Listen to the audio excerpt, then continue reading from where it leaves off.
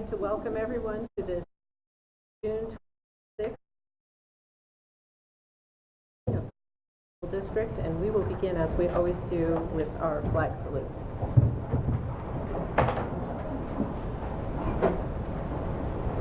I pledge allegiance to the flag of the United States of America and to the republic for which it stands, one nation, under God, indivisible, with liberty and justice for all.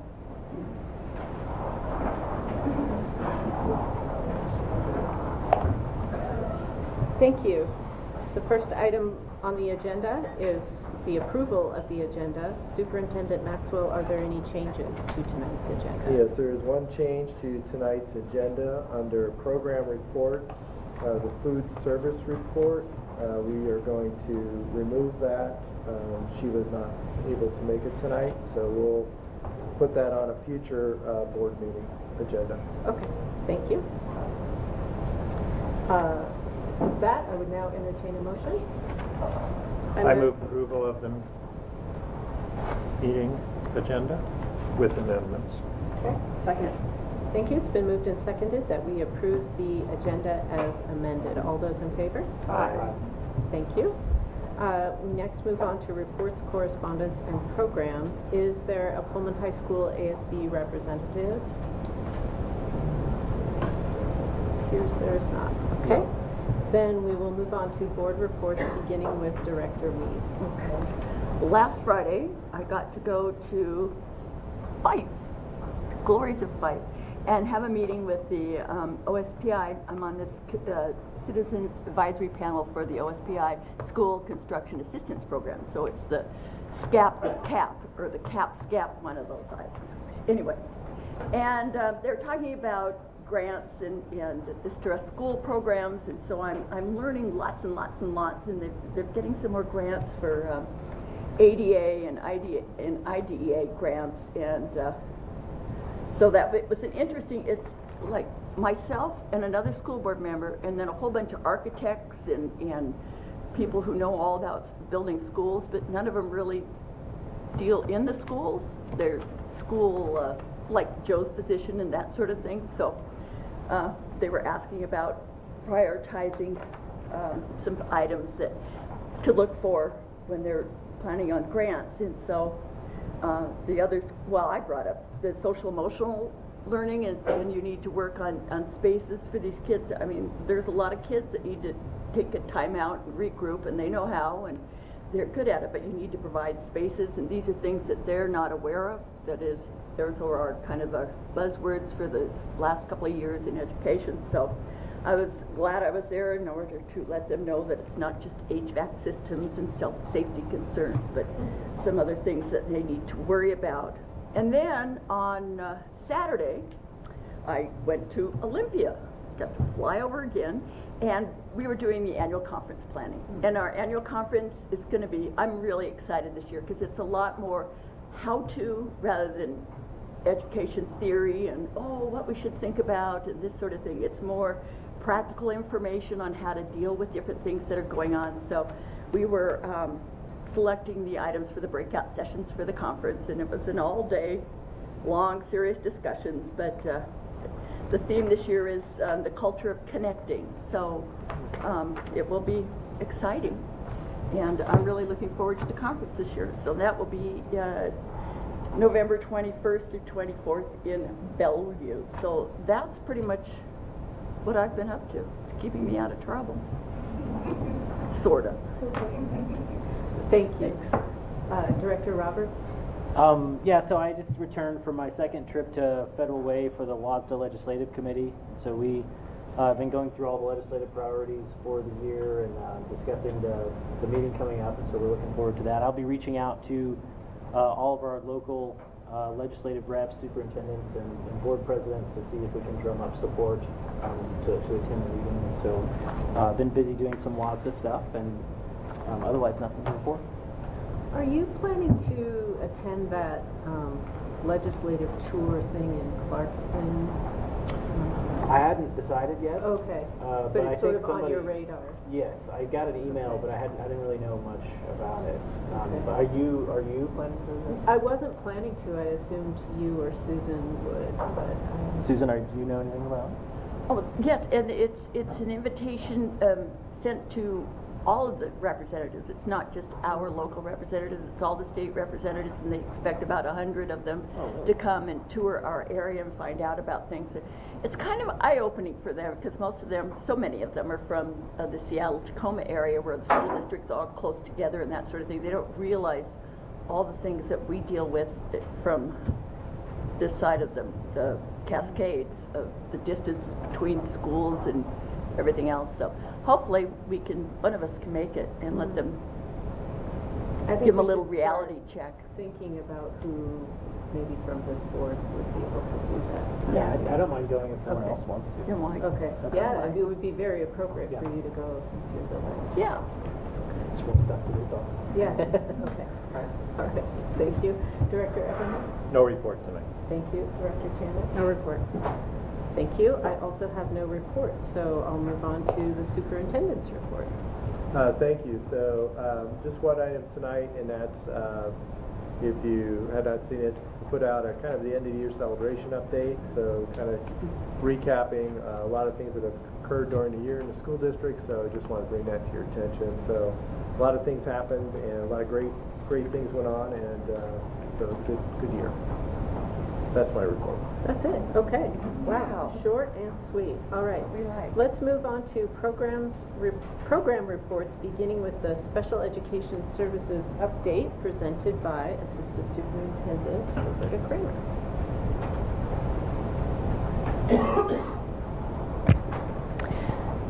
Megan Atani would have loved to have been here tonight, but she is at home celebrating her son's 10th birthday, I believe. So, great place to be. That's a fun thing to do. So, I have provided for you at your spaces a report from the special education program. You'll notice that in the last 4 years, our enrollment in special education has increased by 52 students. So I'm just going to point out the highlights. And related to program budget and expenditures, this year we will be expended nearly completely, which generally it's good to have a little carryover, but it is taking a lot of additional materials to open CAMYAC. And so it's an appropriate way to spend those funds. When you look at performance of our students in the Smarter Balanced assessments, you'll see that we have some students that demonstrate proficiency, but I want us to remember that if students are demonstrating proficiency, are they really qualifying for special education? And sometimes we have kids that demonstrate proficiency, still need the required specially designed instruction, but you can see those numbers as well. And then we administer the WA-AIM, which is a specialized assessment for a small number of our kiddos. And we have not received that data for 18-19 yet, but you can see from 2015-16 through 17-18 our performance. You'll note that science on 16-17 and 17-18 is not included, just as with other assessments. State had us administer science for a while and then removed that requirement, and so it wasn't included for the last 2 years, nor was it included this year. So that's kind of a rundown on that. If you turn the page, you'll see the program goals, and we have continued to implement the recommendations from the WASDA review, including, and I'll go through these 9 things that have been addressed, including a definition of roles and responsibilities within staff at the district office, right response training, and we have right response training scheduled again prior to school starting, which is new for us this year. We're really excited, so we don't have to provide substitutes and, it has been a challenge for us to get the number of substitutes needed, so we're excited to be able to do that. We have surveyed paraprofessionals about professional development, and our teachers on special assignment administer that, and then we use that data then to help plan. We're looking at creating a much more robust, structured professional development in this next year. Part of it is based on the state's change in the law to require some certification for our paraeducators. Regularly scheduled meetings about the budget, and those have been completed between myself and Diane and Megan. And expanding the federal special education dollars, we have made some adjustments in the budget in order to make sure that that happens. We've had 3 meetings of the Parent Resource Partnership this year. Next year we're going to schedule those monthly, so we're going to increase the number based on feedback from the group. We have been doing some training related to providing draft IEP goals prior to the meeting, so that families know, have some idea of what maybe the team might be thinking about. It's just a draft, not a final copy. And we have included that in our manual for next school year, but also have been working with staff during this school year to address that. Special education transportation form sounds like not a very big thing, but it was a huge thing, and we needed to really revamp that so that we were clearly communicating with everyone in the system about which kids needed to get to and from school on specialized transportation, how long that would take, and what our expected turnaround so we could communicate better with families was. And then number 32 was to ensure timing of buses close to the school day. With our opening of Kamiak Elementary School, we will have staggered starts, as you know, at our elementaries, and we believe that that will completely address our challenges that we experienced with that in the past. So if we, on the next page, when you look at staffing, and this is, of course, comes off a grant form, so that's how it looks, is like a grant. But what I can tell you is that since 2016, we have added 5.5 certificated teachers. That was huge. That's a huge shift in how we're delivering program, how we're providing support in our schools, and how we're really supporting children and their families. And so we feel really great about that. So I'm happy to answer any questions you may have, or certainly something that you can contact Megan about as well. Are any of the, so these ones that are accomplished, does that mean you move on to new issues in the WASA report? Yes. And have you identified those issues? No, we haven't. That's something that we want to do collaboratively, but we also have to look at what were the highest priorities as identified by that report. Okay. We'll continue working curriculum and assessment, and making sure that we have the right materials for the kids that need them, and all those kinds of things. When will those priorities be identified? I think it's reasonable to say that we will in September. Okay. Yeah. Okay. And then we won't actually hear another one of these reports until December. Right. So could there be like a mini update that just lets us know what the priorities Sure thing. are? Yep, Okay. we're happy to do that. Thank you. Any other questions? Thank you. Thank you. Thank you. Okay. Next, under program reports, we have elementary school improvement plans. We'll begin with Principal Brantner.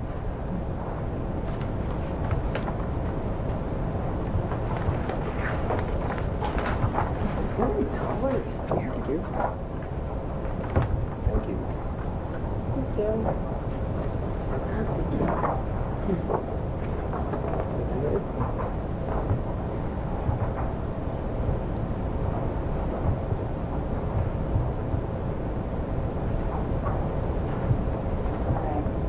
So I'm going to go ahead and jump right into our CBE goals. So we did our survey throughout this last year with staff.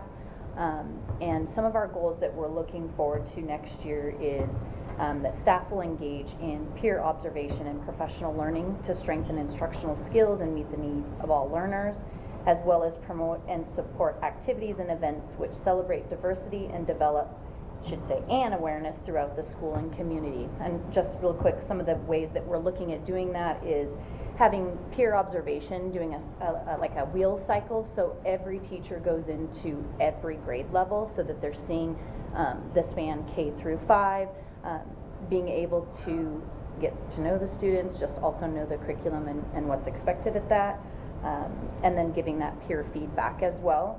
And then the diversity piece, diversity came out as a need, and we really had to sit down and look at what diversity meant to everyone, and so we came up with a collective definition, and then based on that, some of the things that we're looking at is global citizenship, doing a survey with our parents and finding some experts that could come in and share the culture and just the differences across the world with our students, and connecting with international studies, and then creating a parent diversity group to be part of the school, and then tying into those STEM, math, and reading nights, having some cultural activities as well. So for our improvement update plan from last year, our main focus was to look at student growth and their projections. So every student has a different expected amount of growth they should make. Our goal was to have all students make 80%, and I have a couple different ways that I listed, and then proficiency as well. So in reading for overall, we had 69% of students meet their projected RIT score, and then in math, 75%. So when we come to the targeted subgroups, I looked at IDA, free and reduced, lunch, and then I looked at different race and ethnicities, and I added an extra, so I looked at African American, Hispanic, and Native American, and my goal last year was really focused more on African American and Native American, but I went ahead and pulled that subgroup out as well, just because I felt like we needed to look at that data for next year so that we have a point to move forward on. But overall, when we're looking at those sub-targeted groups, the students in those groups have to meet their projected proficiency, and then if you're in grades K through 2, have to make another 5 points on top of that. If you're 3 through 5, you need to make an additional 2 points so that we're closing that gap. That's our goal, right? And so in special education, we had 38% met that projected proficiency plus those that point span, and then in reading we had 54%. And then if you flip it to the back side, you can kind of see the different grades in the chart that it will explain that. And then for free and reduced, in math we had 60% that met the projected growth area, and then the 5 to 2 point in addition. And then in reading we had 58%. And so that's an area we know that we can target and do better in as well. And then with the race and ethnicity, in math, we had, for Hispanic, we had 75% make growth plus the 5 and the 2 points. And then in reading, we had 57%. And then for our African American group, we had 88% in math and 63% in reading. And then in our Native American, we had 60% in both math and reading. So those were the areas that we focused on. And then we also looked at our PBIS, which is our social emotional piece, and I didn't put that on there. But our greatest need area was kindergarten, and we had our referrals were 45% at kindergarten, and so that was our area that we really worked with this year. And we made huge gains by the end of the year of where students were at. And as Susan referenced, those break spaces and timeout spaces are needed for just for them to sit and take a minute and then to regroup. So have any questions. Do you think that next year, just by the number of students in the school being reduced, that will help with like the kindergarten 45% behavioral referrals? We'll have a whole different makeup of kids next year, so Sure, that's, yeah. It's hard to say. Yeah, it's hard to say. I will say, I mean, it was a full house, Yeah. and so, like the lunchrooms or the playground, that's where we had the majority of students, you know, at one time, and so typically those are the highest frequency of incidents. And then also just looking at, you know, the mental health piece as well for students. We, you know, really looking at targeting that, and I see a second step box down there that we've been implementing, but making sure that everybody's implementing it with fidelity, and then also getting the training that's needed for it. Any other questions? And I did want to say this, I wanted to say thank you to all of you and to our teachers, and thank you to Dr. Maxwell and Dr. Kramer, because they've pushed us in a positive way, and being able to work to improve students for the better. So, thank you. Thank you. Thank you. Thank you, Pam. Other more principal, oh, okay. Jim Bruce from Jefferson, okay.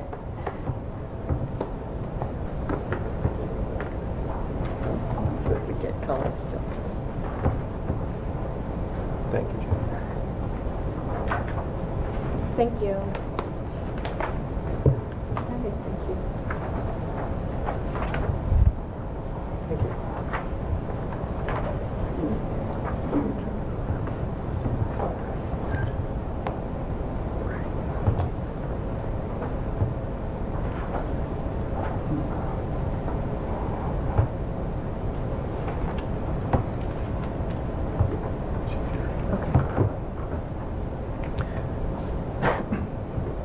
I'd like to begin that it was just a year ago that I was standing up here and meeting everyone here in this room and several of you out in the audience here, and it's hard to believe that a year has progressed and has passed by that fast. But I just want to say thank you, kind of like Pam did, but thank you to the board, thank you to Bob and Roberta, thank you to Diane, many people out in the audience there for a great first year here in the Pullman School District. It's been a wonderful opportunity and a great experience. So thank you very much for making it such a great place to work and a great place for children as well.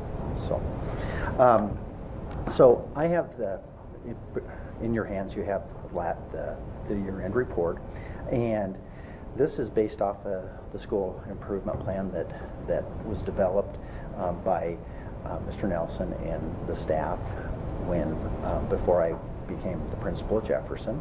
And so part of the task was really trying to take what was already developed and had been approved and been shared with you as a school board, and try to work in the new principle and some of the ideas of going that direction as well. So just like Pam shared, we had student improvement plan goals in both reading, in math, and in PBIS. So you can see that right there what the goal is. The goal was, excuse me, was to increase from 60 to 70% that all K-5 students, and this is in the area of reading and ELA, from 60 to 70% at benchmark by the end of the school year. And so what I've put here is I've also included the total of how we did K-5, but I also gave a breakdown of how each grade level did. And in the area of reading, we used our DIBEL scores, we used our MAP scores, and we also used our SBA, or our Smarter Balance scores as well. So you can see that at the end overall, our average at benchmark for DIBELs is 40%. For MAP, it's 56%, and for SBA, it's 50% in the area of ELA. Some of the highlights that really came out this year is that something that is new to Jefferson, and I believe to some degree had already been occurring, but really a push-in model with intervention support from our Core Plus teacher and staff, and so really working collaboratively with the classroom teacher and going in and being able to add that support where the classroom teacher is able to be the one who's delivering the intervention to the neediest students, and understanding that the person who has the most training, most likely the most experience, is also delivering instruction to the student who has the greatest needs. So in the area of reading, that was a big area right there, and it was a growing process throughout the year. The other kind of highlight is that we implemented a new student intervention team process. Sandra, who's out in the audience here, was a member on that team and helped develop that process. And I think from the feedback received from the team members, it was a good process, and we'd look just to keep it growing and getting better as well with that. Also, another new for me was the tutoring with the Center for Civic Engagement. And again, I'm not trying to point out Sandra here, but she was instrumental in helping facilitate that for our students, and that's the before school tutoring as well. Any questions on the ELA part?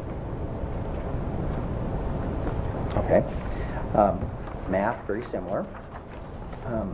Excuse me, the difference there was from moving from 58%, no, I think, okay, so from 58% to 70% as well. And I think you can see what the scores are there. There's not a DIBELS for math, but you're able to see that where we are with MAP scores and also with our SBA scores. Overall, 54% of kindergarten through 5th grade students are at the benchmark for MAP, and 54% also for SBA as well. And the SBA is combining 3rd, 4th, and 5th grade. I think one of the highlights there, and something that I think our district should be really commended on, is the professional development opportunities that the teachers are provided. And I know that this has been going on before I was here, but this year we had our 3rd, 4th, and 5th grade teams who received the opportunity to really focus on math and really talking about number talks. And it was exciting to go into classrooms and see how that was being implemented, how they were just strengthening their skill set to be able to do that as well. So I would say that's a big highlight. And for me, it was professional growth for me as well to be able to see that occurring. So questions on math? Okay. PBIS. That was kind of an area we really focused on a lot this year, and we have a PBIS team, and they were instrumental in helping us make some changes to our school. And one of the biggest changes is really the referral system that we were using, and it was paper and pen, and it was the NCR paper. And so there was a lot of work involved, because a teacher or staff member would fill that out and then would come to the office, and a paraeducator would take that and record everything.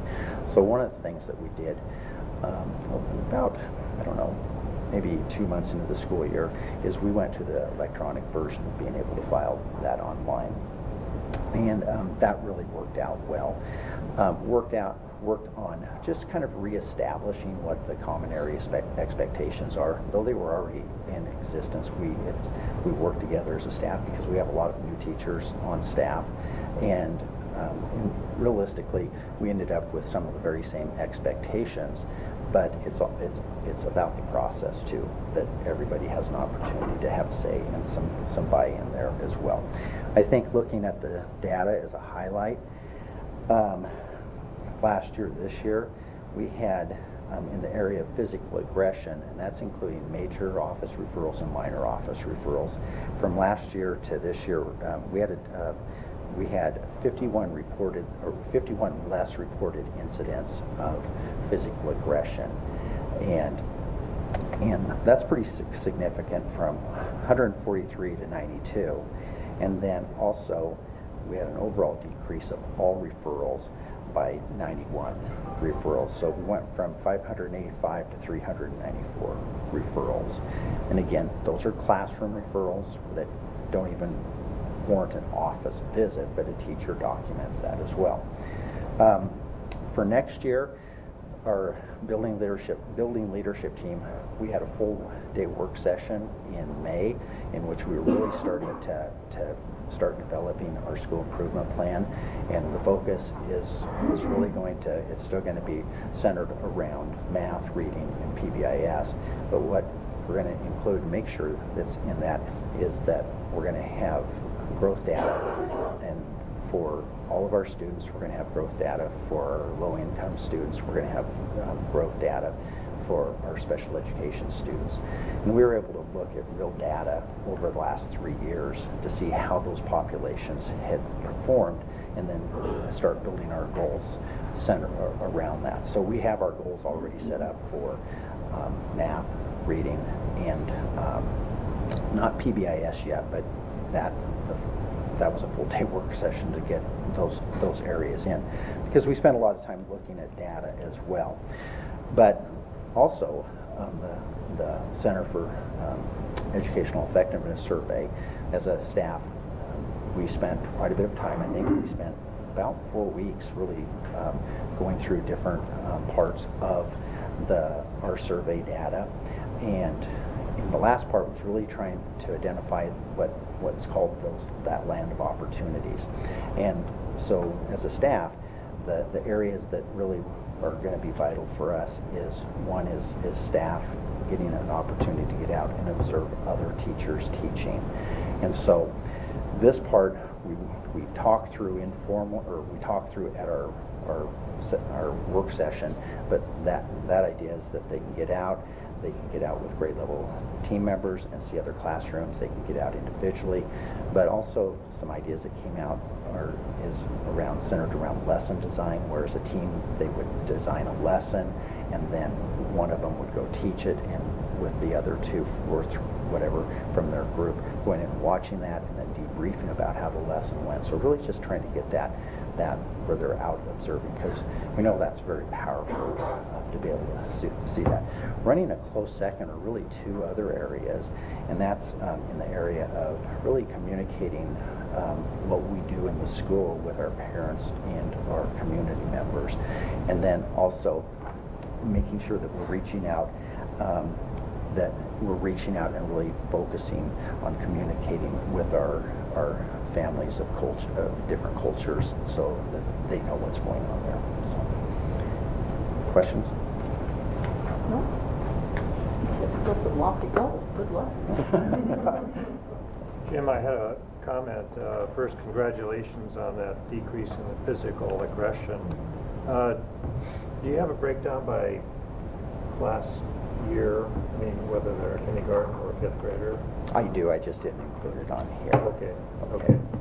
And likewise, I mean, we'll see our numbers at our primary would be higher in like so maybe do you kindergarten. attribute that to more early intervention or some kind of change within the school itself? I mean, have you been able to pinpoint what's happening there in favor?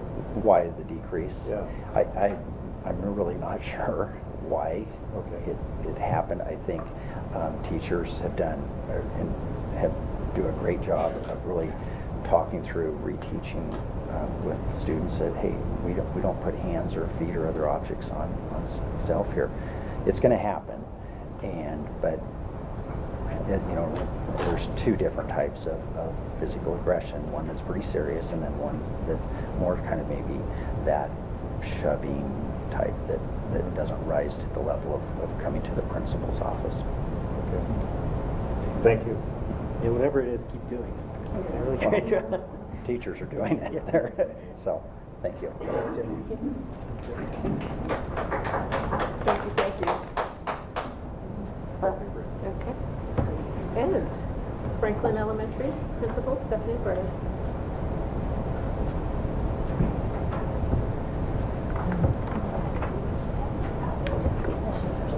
Thank you. Thank you. Thank you.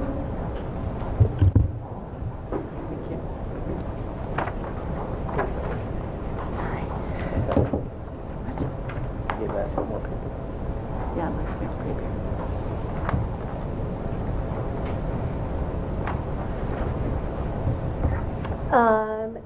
I also want to begin by thanking the board and Dr. Kramer and Dr. Maxwell, and Diane's been a big help to me this year, and to all of the teachers and staff and parents and community as well as fellow administrators with helping the newbie out this year. This time last year too, I was up here and shaking your hands for the first time. So I want to just say thank you for allowing me to continue in this role, and I look forward to many more great years. I'll just start with our CBE goal. Staff worked together to really go into our CEE data and developed a goal based on our data, but also as well as our survey data. And that's in the back of your SIP plan that's going around. And so what we're going to be doing along with Jefferson and Sunnyside is really working on that peer coaching model, but in terms of writing. So getting all of our grade levels together and giving us the same writing prompt, and then reviewing that same writing prompt, having anchor papers, work on calibrating the scoring of the writing, and then using those anchor papers and scores to co-grade and then go across grade levels and then create a K-5 step writing kind of prompts and writing rubrics as well as example scoring, so that we can really calibrate and hone in on our writing in terms of having a K2 rubric aligned with the SBA rubric. And that's a goal that the staff and we created together, and I appreciate all that they put into that. For our school improvement plan update, so it's kind of broken down into our main categories, of course, reading and math, but there's also PBIS in there. And for our first goal, it was overall K-5 achievement, and I put the big overall scores for reading. We had about 80% meet a level 3 or 4 in reading, and in math we had about 70% in SBA, and for reading and math we had 75 and math 80. I think this is a really great indicator to show, number one, that MAPS does do a pretty good job of aligning to SBA, and it's a great predictor for us to see student need. I want to congratulate all of our teams for doing a really wonderful job. Our overall goal was 90%, and that's because we were about 80% last year, and so that's something that we're going to continue to work on. We met as a staff at the beginning of the year using the SIP plan that was previous year SIP plan that Mr. Holman had made, and they added some tweaks to it, but we stuck pretty true to it. So I'm excited for this summer and then the fall having staff collaborate on that again, but really digging into the data to see what is a reasonable goal and moving forward with that. Like Pam, that met or exceeded projected growth in MAP. So it shows by each grade level what their MAP growth was. Did they meet that projected proficiency? And for both math and for reading. And in reading, 66% of overall students met or exceeded their projected growth. And in math, 77% of our students met or exceeded projected growth. It's really exciting. So if we look at our achievement, math is lower than reading, and that's why math has been such a focus for our school district. But I can see that we're starting to close that gap, because in our math, 77% of our overall students actually met or exceeded that projected proficiency. So we're moving in the right direction, and I want to thank all of the professional development along with that, as well as in-class teaching. I think that job-embedded coaching model is one of the best things that we can do research-wise, and it's showing. So that's exciting. If you turn the page, broken into our targeted subgroups for students receiving specially designed instruction and students free and reduced lunch. So this is definitely an area of focus for us. Our goal for reading in SBA was that 25% of our students would score a level 3 or 4. And in our overall goal, we had 22% of students meet a level 3 or 4, so that's very exciting. I know our special ed team worked closely with 3rd grade this year to align the standards and to see which one would teach which. They also kind of piloted a co-teach model in the 5th grade classroom where special ed teacher would push in. So we're trying new things and we're starting to see a really great boost in that. And in math, definitely still an area of focus is we have 13% meeting or exceeding. MAPS reading is 26%, so we met that goal and almost met that goal. And then math is 22%. Free and reduced lunch, we wanted 75% proficiency. In math for SBA, we had 56% and reading 67%. And MAPS was right there along with it, really well aligned with that same score. One of the things that we gleaned from this is that though in overall growth, meeting projected growth, math did really well overall. But if we look at our subgroups, really closing that achievement gap in math, they aren't meeting and they are by quite a bit lower than they are in reading.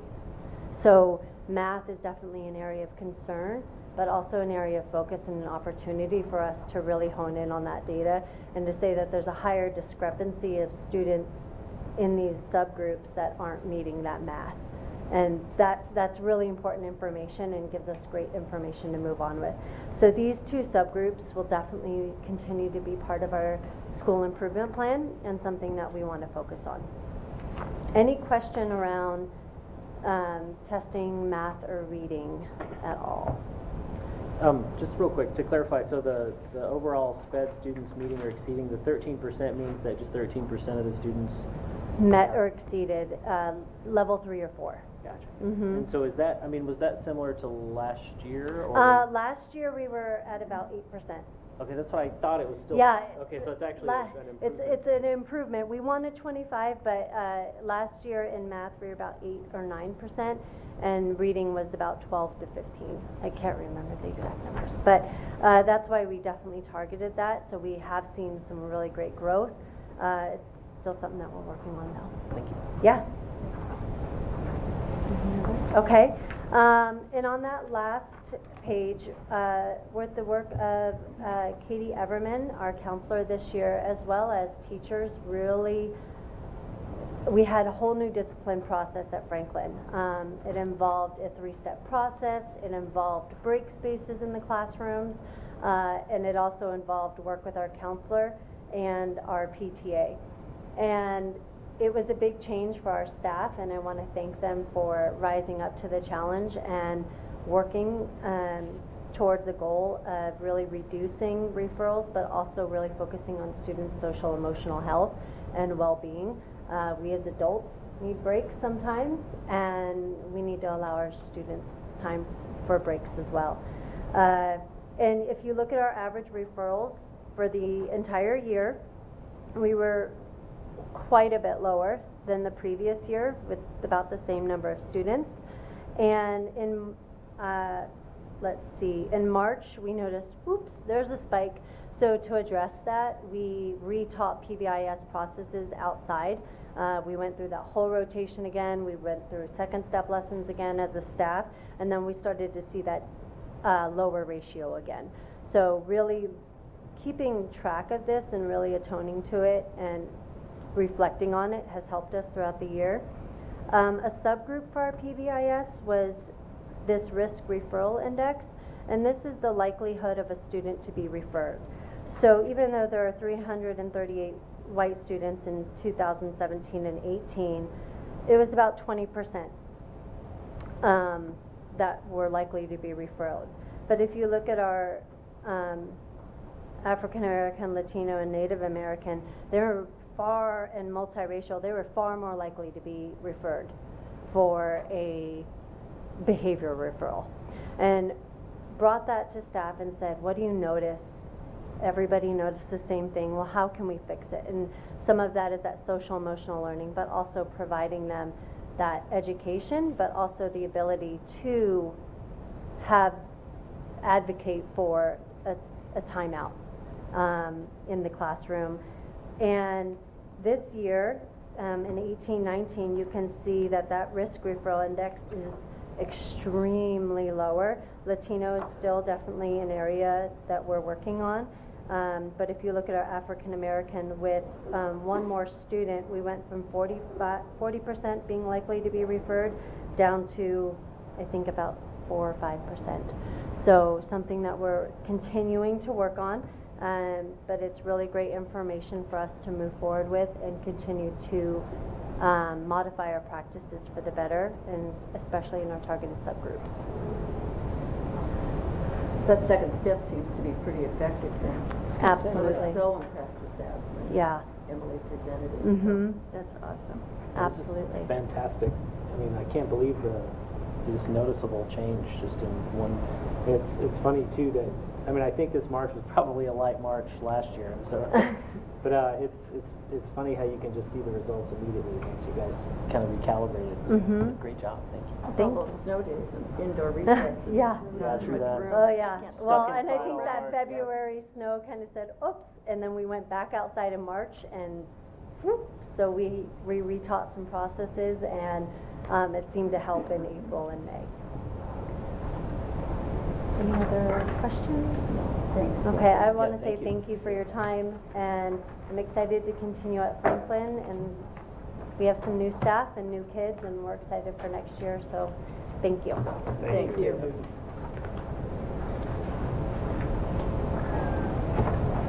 Next part of the agenda is the visitors section. This part of the agenda is for anyone wishing to speak before the board, either as an individual or as a member of a group. Visitors addressing the board will go to the microphone and state their name and address prior to presenting their information. The board will listen and may offer clarification, but will not discuss the topic at this time. The board may consider moving the topic presented to a future meeting date as a discussion item.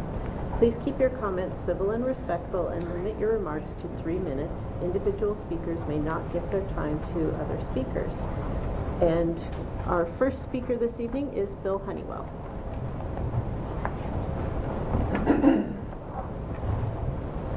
Howdy, I'm Phil Honeywell. I live at 1215 Northwest Orion. I'm going to read a letter from a former student at PHS. This is from Ricardo Escarno, graduated in 2005. It was brought to my attention by other alumni that Mr. Henley is retiring, which made me start thinking about how important he was, as well as teachers like him, in shaping my future, although during my time at PHS I didn't know it. My experience with Mr. Henley started in wood shop and ended in metal shop my senior year.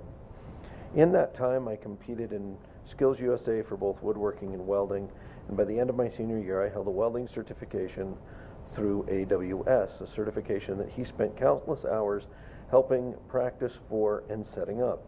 His dedication to teaching led me to pursuing my welding degree at Walla Walla Community College, where I also competed in Skills USA and was able to represent the state of Washington in welding at the collegiate level, and to what is my career today. Currently, I am a union pipe fitter and welder in Washington State. I have traveled the U.S. from Dutch Harbor, Alaska to Tennessee and to Louisiana. I have helped build things that directly and positively affect our daily lives as a nation, all because of his dedication to his students and what he taught in that classroom. I will always be grateful to him for helping me provide for myself and my family, and although he might not know it, I would like, and although he might not know it, I would like to end this by saying something that I read in his office and explains what type of a teacher he is, and it read, "Give a man a fish and you feed him for a day. Teach a man to fish and you feed him for life." Thank you to Mr. Henley for everything, and thank you to the school board for your time. I'd like to also add on my personal note that the importance of CTE education cannot be understated. It is of greater value, especially at this point in our country and with the baby boomers retiring out and everything else. CTE education is vital. CTE education is the only reason my son graduated this year, is because of efforts, people like Doug Winchell, is why Max was able to graduate. Supporting and doing everything within your power as a school board to support these CTE instructors has got to be at absolutely the top level of any agenda as you go forward. Thank you. Thank you, Bill. The next speaker is Jen Hutton.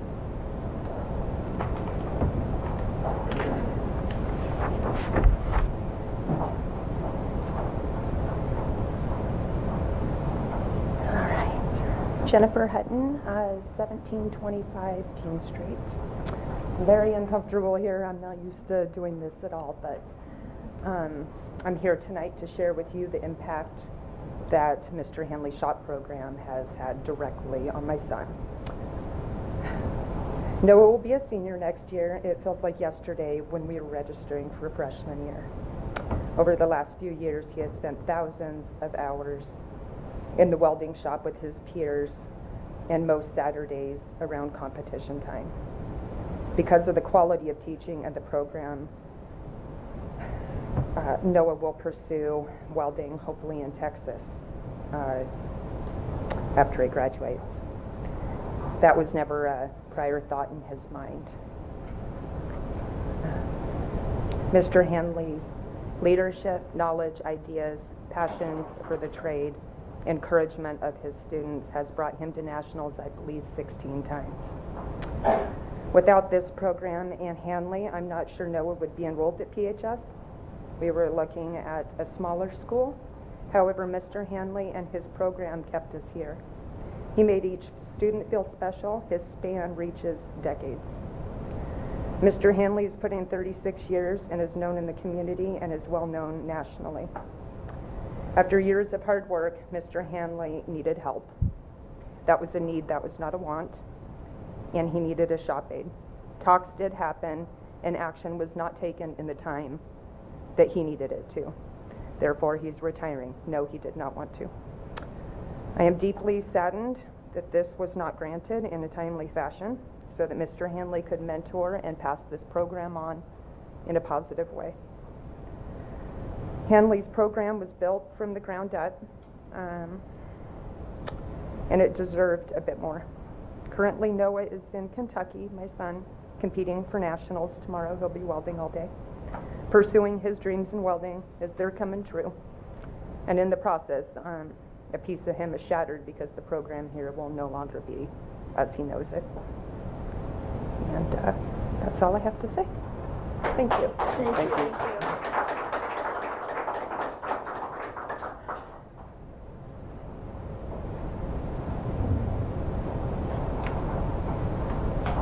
The next speaker is Meg Olenick. Good evening. My name is Meg Olenick. I reside at 1510 Northwest Arcadia Drive.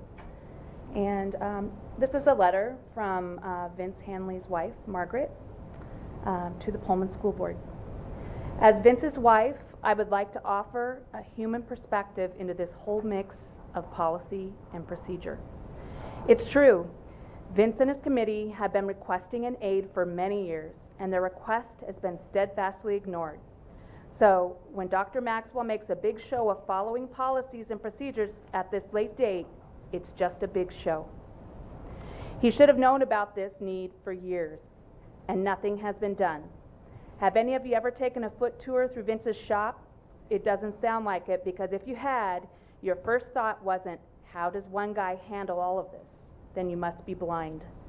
Think about this shop and then visualize 100 students a day milling through, working at various skill levels. His shop is huge and one of the largest in the state and one of the best in the nation. How could any of you have missed that? And how could any of you have denied him that one request for an aide after 36 years? My only guess, it was never presented to you, policy and procedure at its finest. Vince had to fight to keep this shop the way it was before they built the new school. That's why all other schools in Eastern Washington don't have aides, because they were all rebuilt into cookie-cutter shops that apparently don't need aides. Due to policy and procedure, district officials relied on that fact to deny Vince an aide this year. Good work. The new high school was completed roughly 3 years ago. Vince was denied a key to his shop until about 6 months ago. For some reason, Joe Thornton thought it necessary to make a guy who had had knee replacement surgery in 2016 and an operation to remove 7 hernias last summer walk around the lovely new high school or after hours up and down 2 to 3 flights of stairs and then another quarter mile or so just to get to his shop. So much for ADA compliance. For 33 years, Vince had been deemed okay to be entrusted with a key, but a teacher can't complain about these things at PHS because they might be labeled insubordinate. A term Vince tells me wasn't even used in the Pullman School District until recent administrations. Vince knows his institutional history, probably better than anyone sitting in this room right now. Despite these obstacles, Vince remains one of the most loved, most respected teachers this district will ever see. Pullman School Board, things aren't okay in the Pullman School District, and you have wonderful teachers doing amazing jobs in spite of that. You should be proud and humbled. For starters, your administration received a vote of no confidence last spring by 79% of the PEA membership. That same administration then fought a much-needed pay raise for its teachers and then took that pay raise for itself. How does that even work? We are ready to retire, make no mistake about that. However, the way in which the school district went about dealing with this whole issue stinks. The paper didn't get it wrong. You have people in power positions who don't treat employees right. Thank God I see the PEA gaining some strength in this district. I hope you support that. And on a personal note,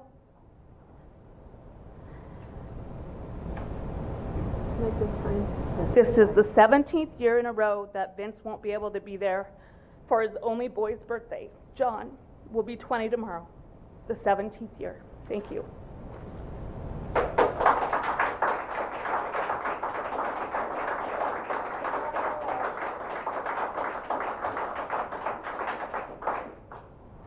The next speaker is Judy Willington.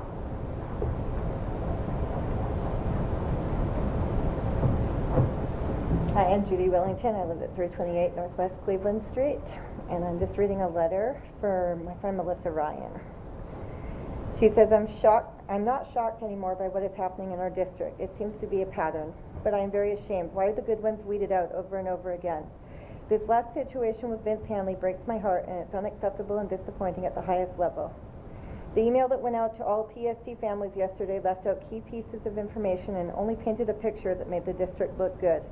But the real story is that Vince Henley has been asking for an aide for 7 years now, and I know the board has been advising for 2 years that the school move fast to get an aide in there that could be mentored by Henley to take the shop programs over since his retirement was quickly approaching. This is not new and did not sneak up on the school or the district.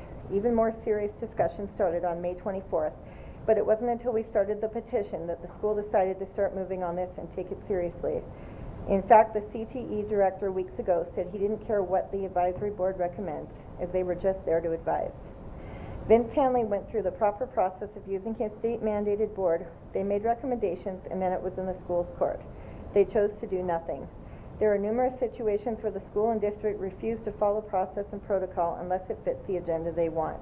But yet they preach process and protocol in this situation. I will have more proof to the school board in writing very soon, but for now I urge you to bring back Mr. Henley for 1 year at the very least as a paid aide so that there is a proper transition to mentor the new teacher and let him still coach our VICA kids. He has been dedicated for 36 years and the way that he has been treated is disgusting and shameful. Thank you, Melissa Ryan.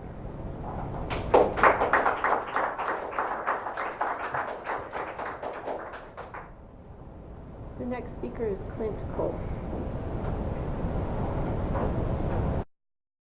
Hi, I'm Clint Cole, 655 James Place here in Pullman. So I just wanted to make sure you guys know what a true value Mr. Henley is. I've been in technical education now for 25 years. I've seen shops all around the world. I've gone especially to Europe and to East Asia and to China, all over the US, looking at makerspaces and shops. In fact, I'm trying to build one here in Pullman.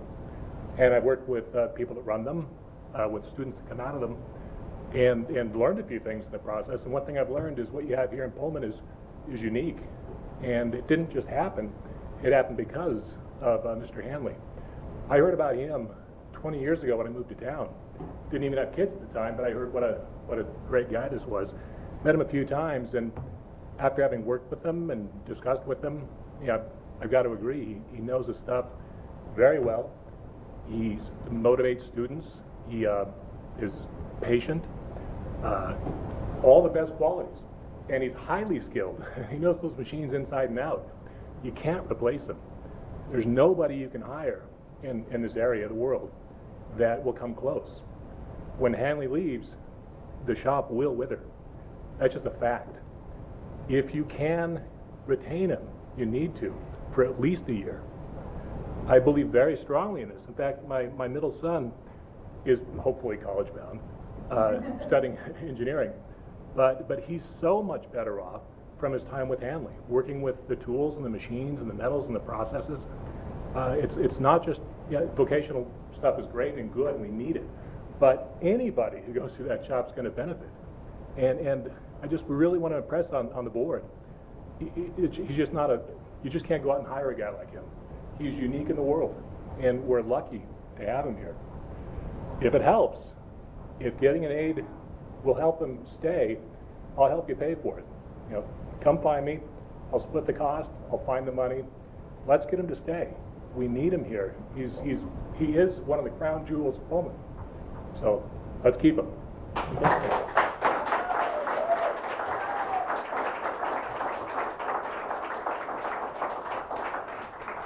The next speaker is Kimberly Carper.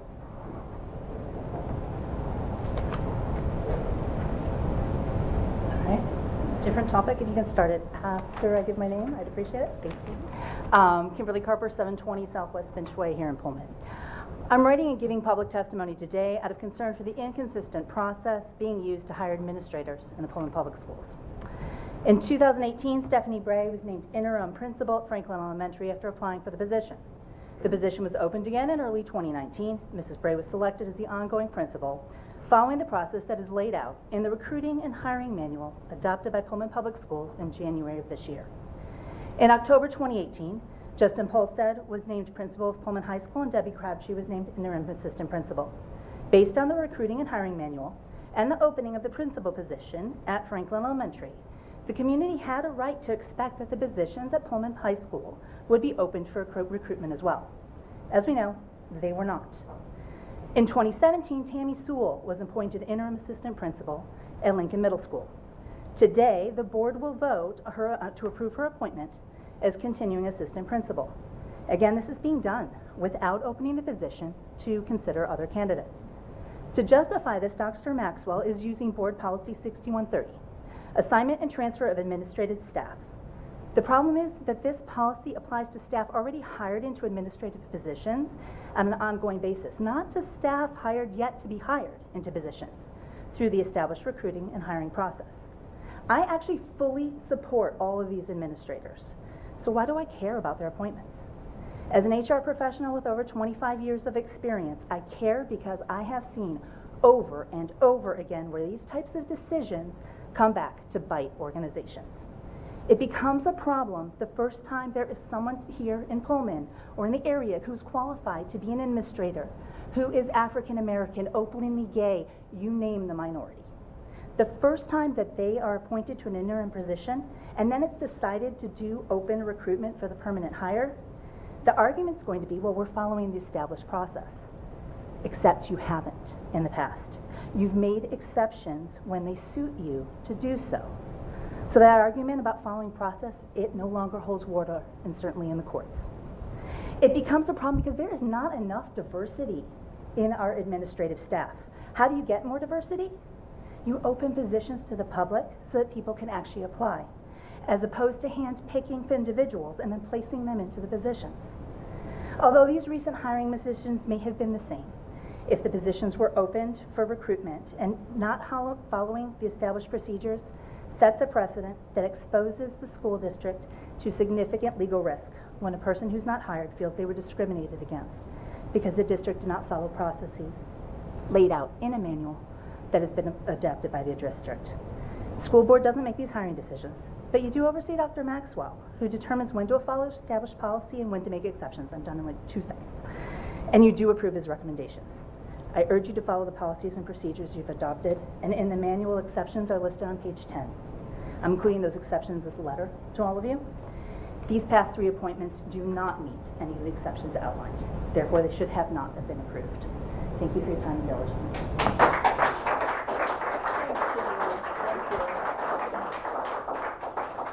Would anyone else care to address the board? Please.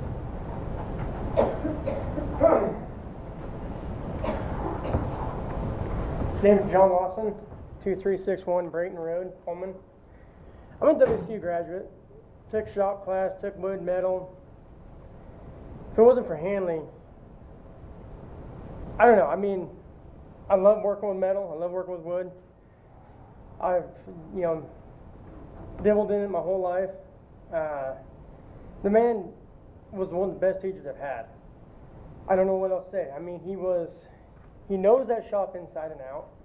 You take him out of it, just like he said, the shop is going to crumble. I mean, 36 years, and this is how we repay him. In the 4 years I was here, he had an assistant every single time. We would have people working in the wood shop, we'd have people in the metal shop, getting ready for competition. This got split up. He can't handle both. He did a very good job. Everybody stayed safe. Yes, he did it because he had to, not because he wanted to.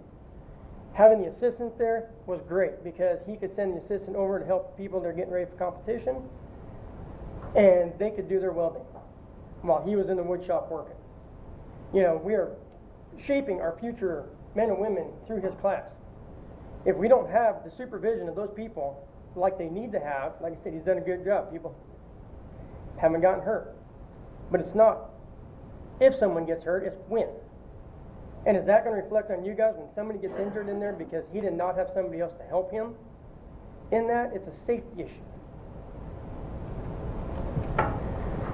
And it drives me nuts. Like I said, I'm born and raised in Pullman, lived here my entire life. This is the first time that I've ever considered pulling my kids out of the school district because of this incident. And it's ridiculous. It's just not something that I would see this community, the school district, the schools even standing up and doing. But here we are. I'm lost for words. I mean, that's all I got.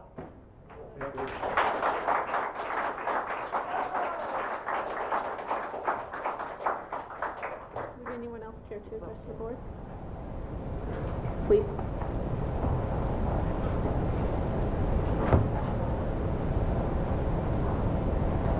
My name is Joel Moore. I live at 1065 Southwest Viento. I just want to echo, I think, what Clint said. You've all heard. We love Henley. He's a great guy. I think for continuity of the program, if you go into that, I don't know if the school board, if you guys have been in his office, but it's just wall-to-wall success. I mean, it's just state. I mean, I don't think any other schools even got to compete this year at state because we took everything. And I think in terms of not just the program in terms of how it operates, but the program in terms of students to be able to have a handoff from Henley to the next successor, I think would be really important.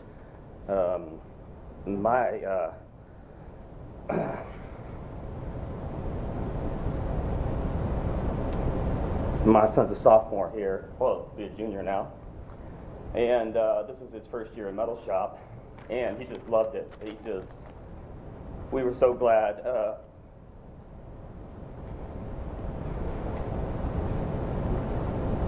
For him to find a place.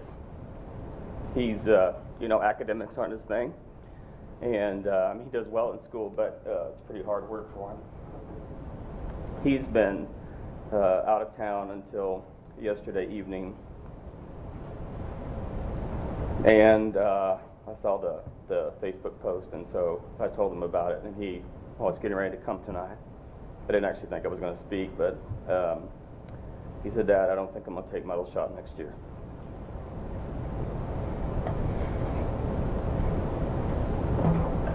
And I said, "You love it. You love welding. You love learning." And he said, "Yeah, but it's more than that, Dad. It's about Henley." And so I think it'd just be really important if there was a way to have the successor really be sort of handed off and transferred over in a way that wasn't so Henley's gone, the new guy's in. So, thank you. Thank you.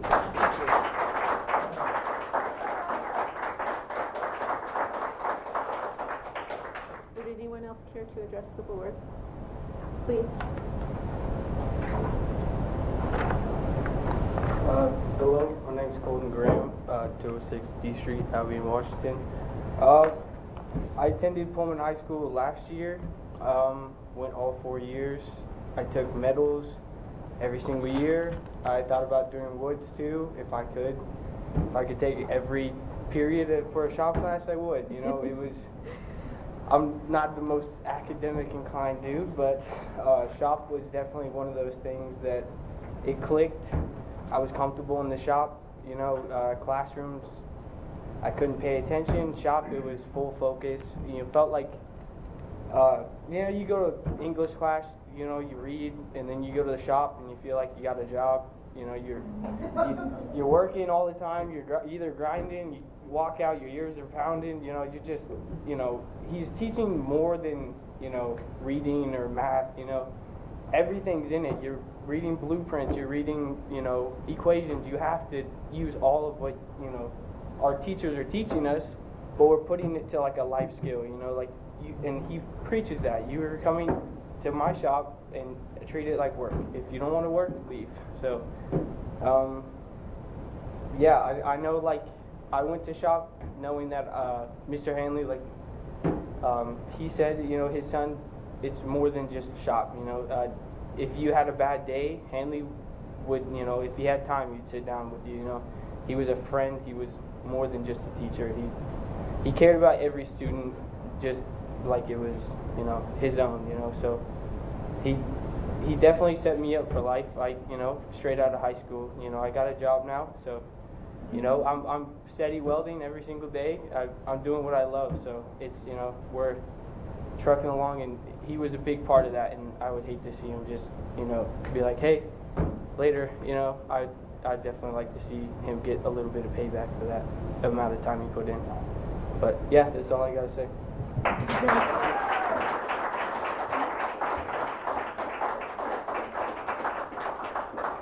Would anyone else care to address the board? Please.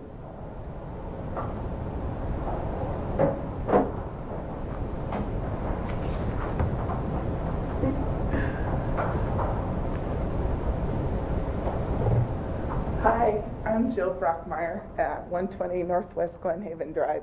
I wasn't going to talk tonight, but I'm pretty impressed with some of these young people that are up here talking about a teacher that changed their life.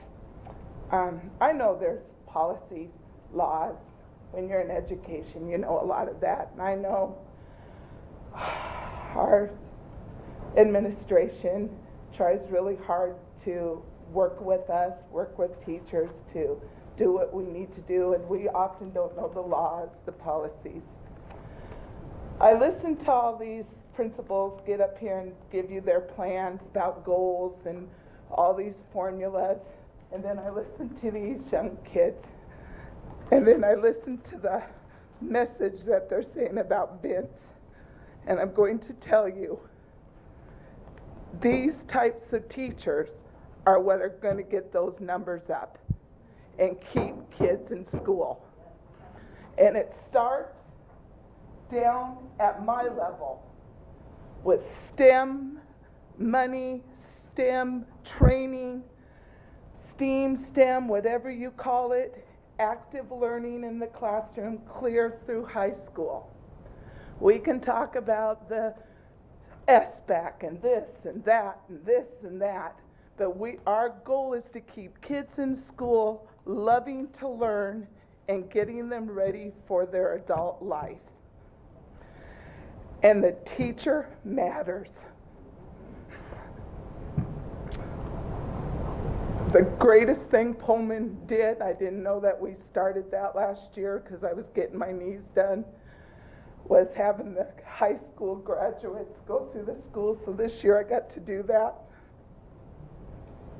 One of the most powerful things in my career was having those 5th grade kids that I taught. Thank you, Ms. Brockmar. And I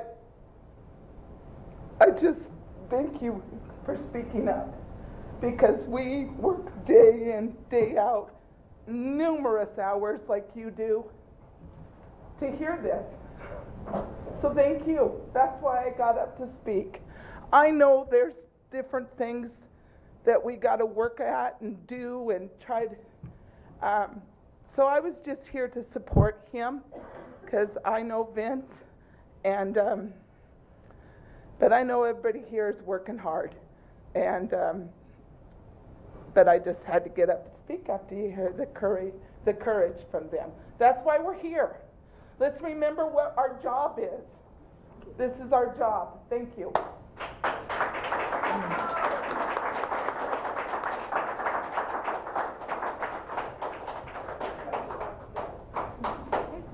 Would anyone else care to address the board? Please. John Henley, 825 West A Street. So the shop in this high school is a second home to me. I remember from being 5, 6 years old on the weekends, I'd roll in Dad's pickup, and it literally is a second home to me. And this transition, into retirement and everything, these skills all transferred home to the homestead. These skills changed my life. I was welding in Seattle. I've been welding in Seattle for the last 5 months, making amazing money. That money's been paying for my college tuition, and just this transition just doesn't seem fair. That shop, that program, it really just breaks my heart to think that he's just going to be gone without a year of transition or anything, because the program's not going to exist, and it really breaks my heart. And I just can't think about it going from without a smooth transition. And the skills I've gained in there have been so valuable to me, so valuable. It is what I've learned from my father has changed my life, and I don't want to see that program just disappear overnight. That's not fair. That's all I got.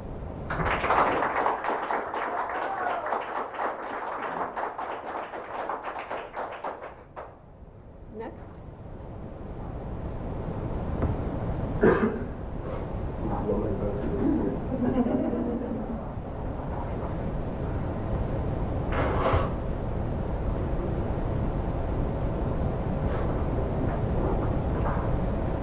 All right, Ben Emerson, 151 Southeast Water Street.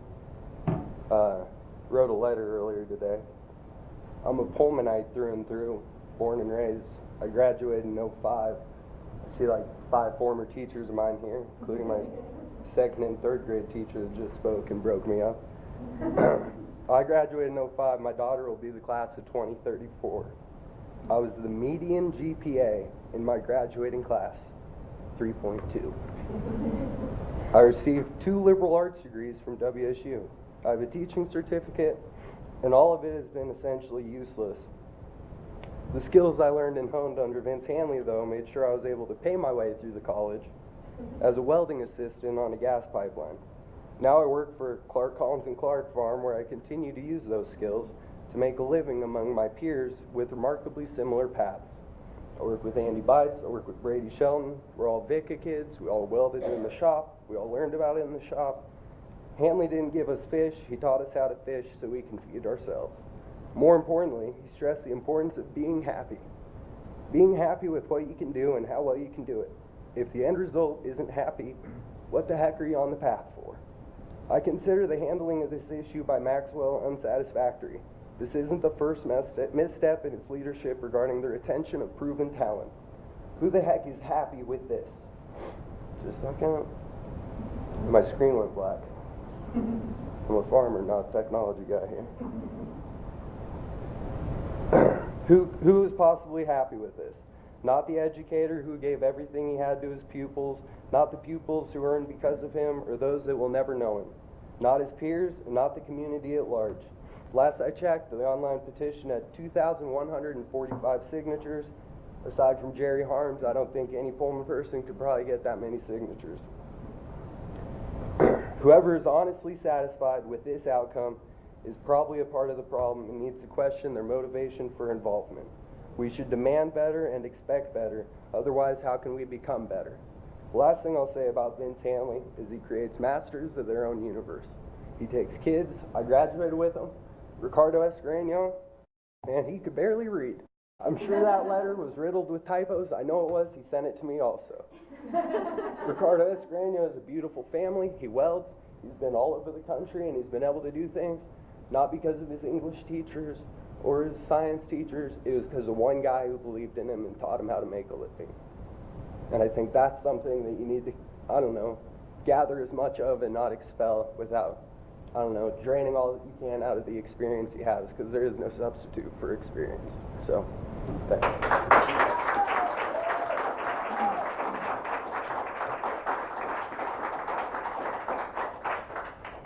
Anyone else?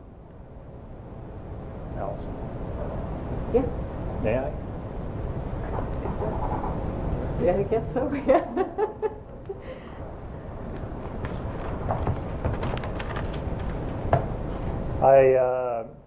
I'm in a unique position because I told Vince that I'm going to be here tonight as a parent and as a school board member. Okay, so I want to put you in perspective with this.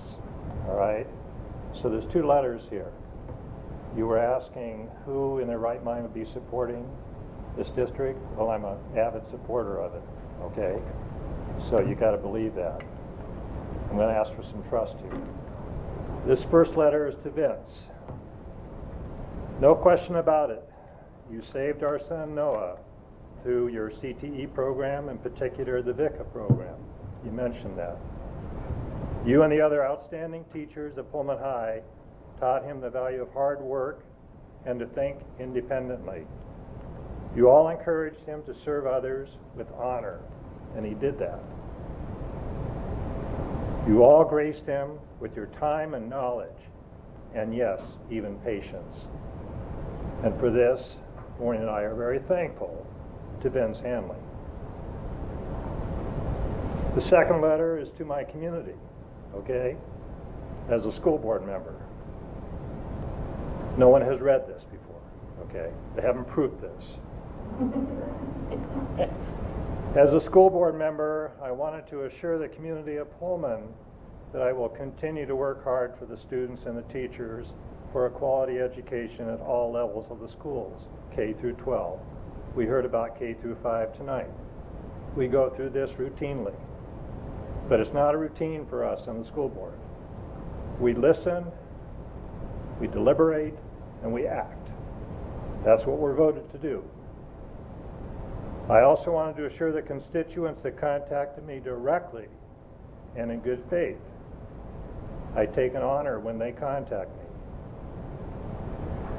That I would work hard towards seeing that our CTE programs, the SHOP program, would get the most qualified person to lead the classes that Vince worked so hard to establish over the past 36 years. I recognize that zeal that he showed, okay? But when it comes time to retire, a person needs to cross that bridge. How they cross it's up to them. That's a personal decision. I have complete trust, and I'm going to address this to you because you made the comment, who would be supporting, okay? I have complete trust, and I emphasize the word trust because Vince used that word in one of his letters, trust. I have complete trust in our administrative team, Mr. Polstead, You've saved many students just in your short time with us already. I can attest to that. Ms. Crabtree, Mr. Franklin, Dr. Kramer, Dr. Maxwell, and my fellow school board members to make the best decisions during this time of transition. This is a transition time. Let's make it clear, okay? It is a transition time. I do not know what tomorrow holds, but I trust, there's that word again, trust. I trust it will work out for the community. We're here for the community if we all work together. That was another thing Vince had taught my son, teamwork. And that's what we need right now. We need trust and teamwork. Thank you.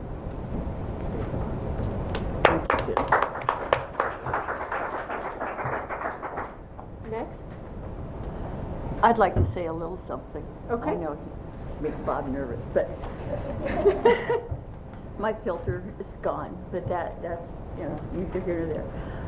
We are limited in our decision making. To give us a week, 2 weeks, 3 weeks to decide whether or not we can do an aid. Mr. Henley, who I've known for ever since he was here, but is under the same contract as all of our other certificated teachers. By that contract, if we give him an aid, we are then going to be opening the can of worms for everybody asking for these things, which is fine. I appreciate them. If they need them, we would love to be able to look at it. But these are decisions with public funds, public money, within a budget that we have to make, and we can't make them in that quick, fast of a time. I would love it. I signed the petition. I am working as hard as I can to try and get a regional skill center in this town, in spite of the fact that I've been told by one of our state representatives, good luck, because every money for education goes to WSU. I'm not going to give up the fight. I told Bob, this is the good news, that if I finally know that there will be a skill center in this town to help these kids that aren't going to go on to college, don't need to go on to college, shouldn't go on to college. It's our job to teach these kids, to give them skills to be able to get out in the world and be successful. So I will try for the skill center, and again, as I'm saying, as soon as I know there's one happening, I will gladly go off the board. But I'm going to do my damnedest, because these kind of programs, the welding program, Vince's programs, is our shining star.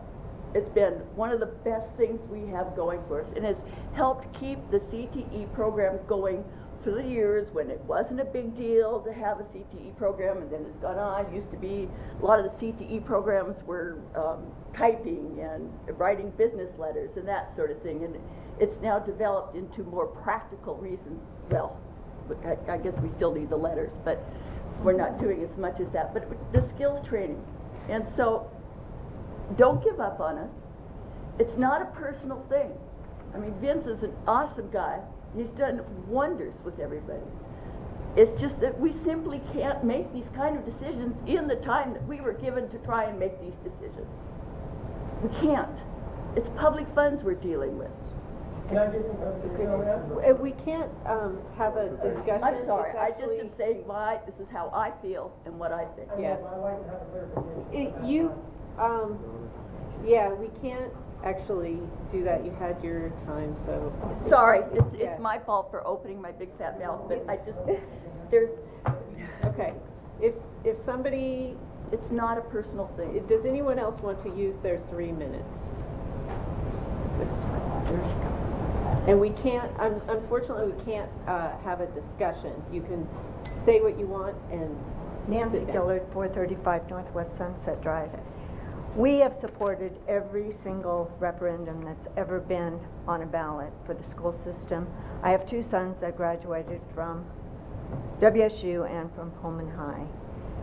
I am confused because from what I heard from the letter that was read from his wife, he has requested an aid for years. This is not a sudden decision.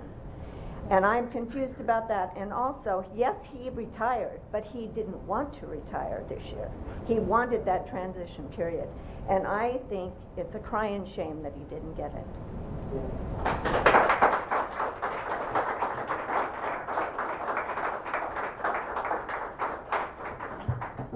Would anyone else care to address the board?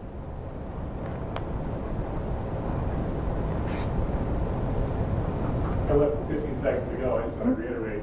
No, It's about money. I'm sorry. Come see me. Yeah, yeah, we do Don't have make it be about money. If it's Okay. about money, you come see me. It's not.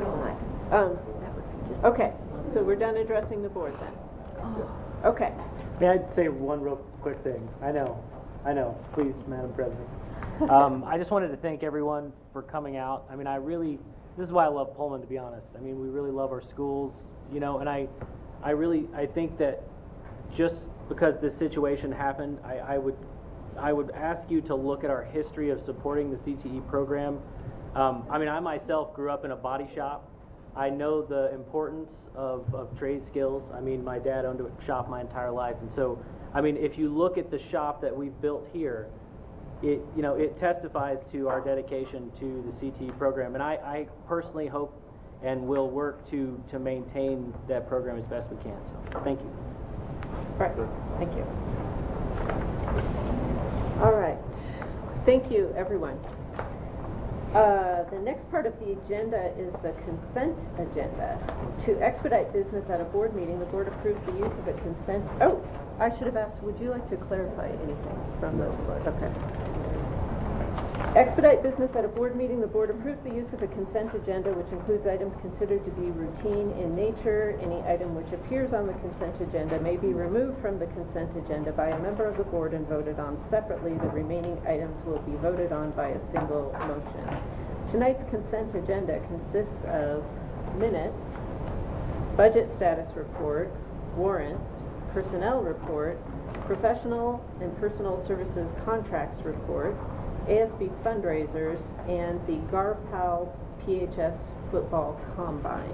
I would now entertain a motion. So moved. Second.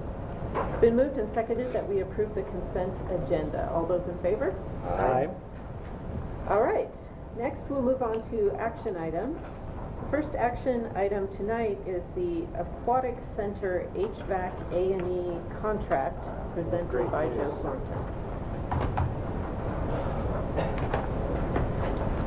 Good evening. At the last board meeting, I presented the contract that the city of Pullman has negotiated with the engineering firm Ingenuity to do design work for the HVAC system at the Aquatic Center. Just a reminder that maintenance of the Aquatic Center is a 50-50 responsibility between the city of Pullman and the Pullman School District. And that design work would simply, hopefully, give us a very concrete representation of what the scope of that project needs to be, and hopefully some quality estimates as to what the costs are going to be.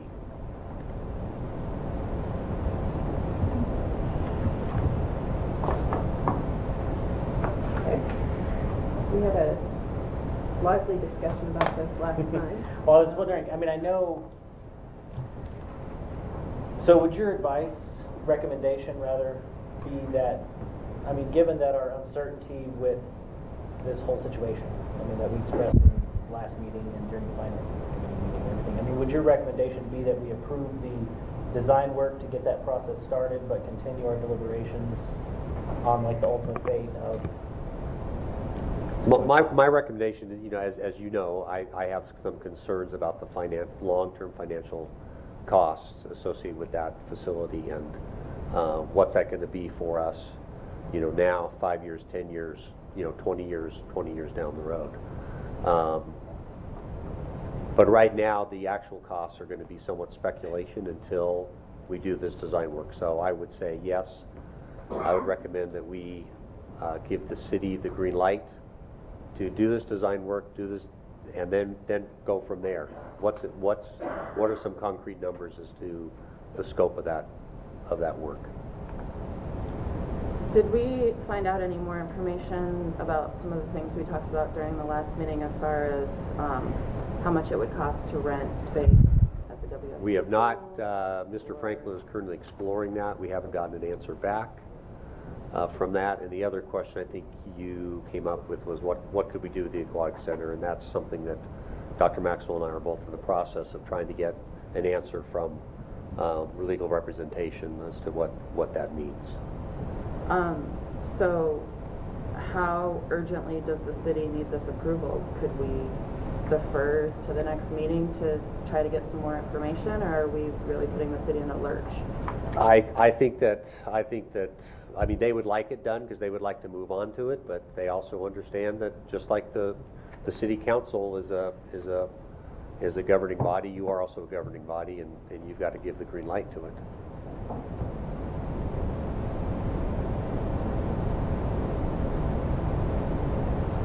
Thank you. I'm sorry, that was not a very black nor white answer. That was very gray. I apologize for that. Thank you, Joe. I move approval of the aquatic HVAC A&E contract. Is there a second? I will second it. Thank you. It's been moved and seconded that the board approve paying for half the cost of the engineering design work in accordance with the current interlocal agreement between Pullman Public Schools and the city of Pullman. Is there any further discussion? So I would prefer that we find out more information before we spend this money, just so that my colleagues know where I'm coming from. I kind of agree with you. I mean, I know I would like the city to be able to do their planning, and I know it's our responsibility too, honestly, but I just want to have a good idea about what our options, and I know it's hard to get costs before we get costs, right? But I just want to know more progress on the options question, personally. It's a pretty hefty amount of money to not What are the options that you think there are? It's either we do it or we don't do it. I don't know. I mean, this is just to explore HVAC design.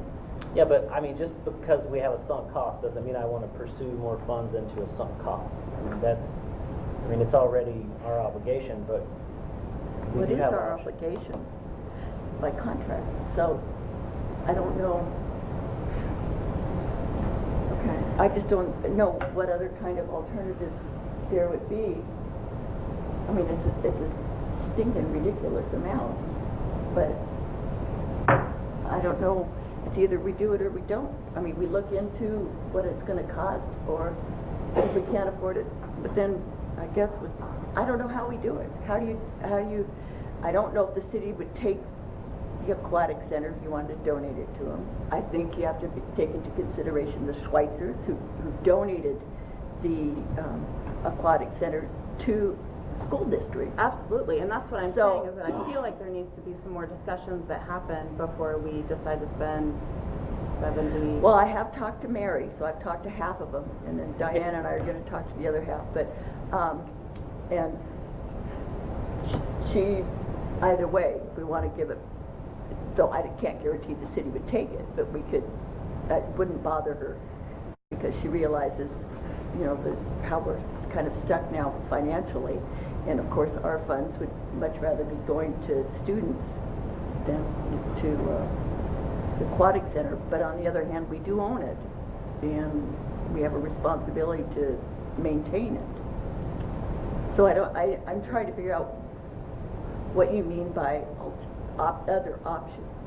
I mean, as far as the longevity solution, because I mean, so personally, I think $75,000 is too much to put into even looking into it until we have a good idea as far as where it's going. So is it going to be ours for the next 5 years? Is it not going to be ours? That's the options I'm referring to, is what is the final destination of the aquatic center? Because if the city is unwilling to negotiate that agreement, that's what I want to know, is what are our options? Are they willing to negotiate? Are they not?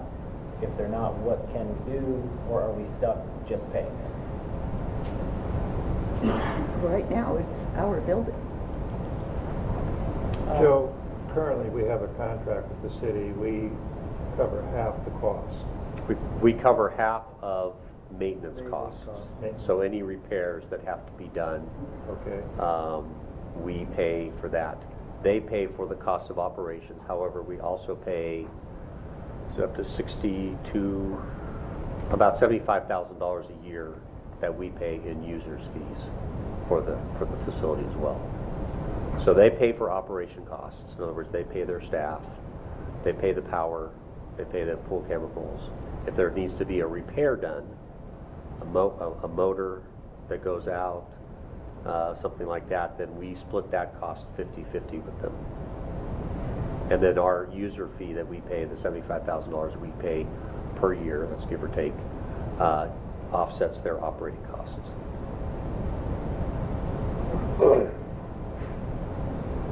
I can definitely recognize that the pool is an asset for the community and the city. I'm having a hard time being able to judge if it's an asset for the school district. Well, I know if you look at the school use numbers, the student use numbers, they're not. I mean, it's, So that's, we and couldn't that's even where I offer feel the aquatics conflict. class this next year because of low enrollment, correct? I believe that HydroFit is not going to be, Yeah. because of low enrollment. And my only concern with approving this is if that we keep approving these, the discussion is not gonna happen as to what's gonna happen to the aquatic center. And so, And then it'll be, well, we've already spent X amount of money, and so we might as well keep going. And so I'm not ready to make this decision quite yet. The argument go the other way though as well. If you don't maintain a facility, it's going to go into disrepair. Sure. So see, I think that's a little bit more. Yeah. There's been discussion about this HVAC system for years and years and years. I remember several years ago touring it with 2 city council people and touring the facilities and looking at things that have gone wrong and needed help and needed fixing. And the HVAC system even then was not that good.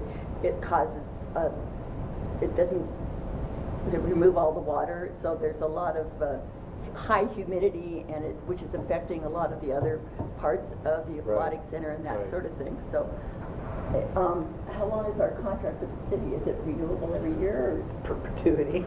Yeah, ad nauseum. Yes, it is. But there are pieces of it that are going to force both, I believe, both agencies to the table. Pioneer Center is transitioning, so I think that it has to be addressed. So I'm looking at this in the short run, we have to maintain the facility so it's the best facility we can have, with the understanding that options for the future may be that we don't continue participating in it. But if we don't maintain it, we're not doing our due diligence, in my mind. It is on school district property. Correct. We have to maintain that because that's our responsibility. That's the way I take it. Yes, it is expensive, but we have to maintain it because that's our responsibility. What we decide to do in the future will be those options we come forward with. well, my position is that I agree with you totally, we have to maintain it. I think that's absolutely, it's our due diligence, right? But we have to draw a line at some point to initiate a discussion as to what's gonna happen. And I know that we've talked about this for a year now. We've talked about talking with the city and we haven't. We've talked about dealing with it and we haven't.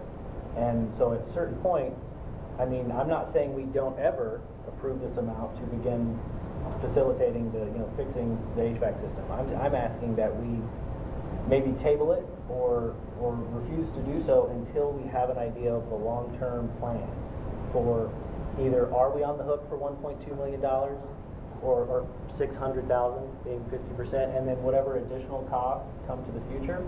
Because I know the use case is not there. I mean, this money can be used for a lot of other things, for student achievement and dealing with goals and all kinds of things.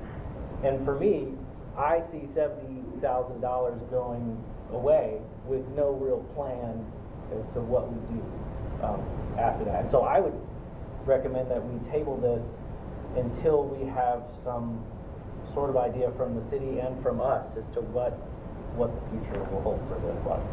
We do have a motion and a second, so we would need to vote on that. Okay, that's fine. I mean, Motion. I'm not making a movement, I'm just, Okay. this is my position And I would intend to probably vote no on that. I have another question, Joe. We've all heard that the HVAC system is not in good shape. How detrimental is this contract? If we choose to approve this contract, how long until we're going to get the results of their plan, and how much it's actually going to cost? I would predict that Ingenuity would probably take 4 to 6 months to come back to the city, come back to us with a scope of what it would take to upgrade the HVAC system. Okay, and how, do you have any judgment on how detrimental it is today to decide on that? I think that if you don't decide today, I'll inform the Public Works Department that you haven't approved it, and then they'll just need to let the engineering firm know that that's on hold. And I mean, that happens frequently enough with contracts, and then the engineering firm would just kind of put that on the back burner, and when the city and the school district wanted to go back to commit to it, some of the numbers might change. They might come down depending upon how busy they are at the time. It's kind of a simple economic supply and demand equation at that point in time. So. Okay. And would it have any impact on the city's decision making if we just stopped? I mean, if we just said we're not going to pay for this until we have a plan? I mean, is that going to make any impact, or is it just going to be in limbo and they move on? I think it'll be in limbo. I can't speak for the city, but I'm gonna hypothesize that they won't say, well, we'll just pay for the whole design cost yeah, ourselves. that's like that dream solution. Yeah, right there. I mean, we have a commitment for sure. Yeah. They too work with public funds, so I mean, they have to be as careful as we are.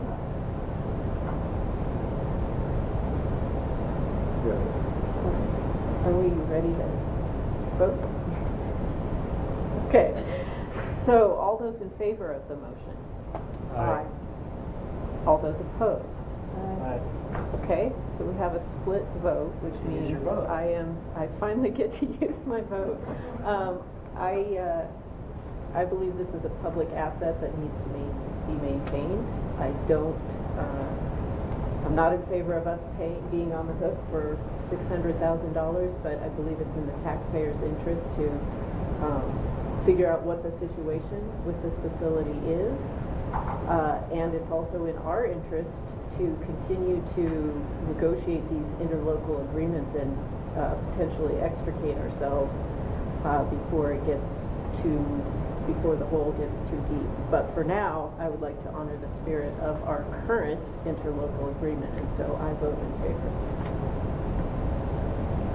Okay, thank you. All right. Thanks, Joe. Thank you. It's been a long time since we've had one of those. Okay, Well, at least next. you could find out what it will be. Yeah, next action item is we have policy 3200, student rights and responsibilities. Sorry.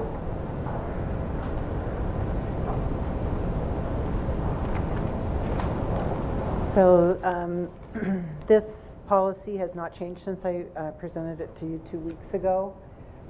It is modeled after WASDA, and it is to change some language that requires school districts to define problem behaviors and what the behavior looks like, the difference of major minor behaviors, which you heard a little bit about tonight, and the examination of subjective behaviors. So it gives us, it is a rewrite, as I told you before. This procedure has already been eliminated moving forward. So I ask that you approve 3200. Any questions from the board? I will move that we approve policy 3200. Second.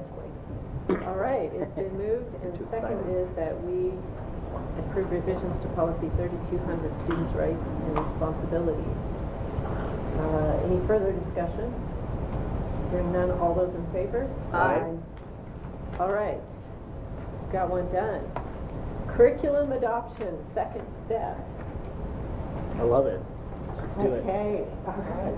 So What I am sharing with you right now is the scope and sequence preschool through, This is that. yeah, it is exactly. What I've also brought for you tonight is last time, accidentally stayed on my table. I brought the bullying prevention unit, the piece for principal leadership, the third grade lessons, if you want to take a look at that. Also the information on the child protection unit. I brought copies of the fifth grade curriculum. You can see in the kindergarten, in the kindergarten box are the puppet snail. So if you'd like to look at these materials, they are available for you. Very exciting. I have gotten, even since the last time I was here, I've gotten a lot more feedback from staff about how excited they are that we're moving ahead with this. So happy to answer any questions. Fairly successful. We have, So yeah. It's just awesome program. And neat to have everybody on the same steps, so if kids transfer schools and that sort of thing, they all know the same verbiage and everything else. I think it's great.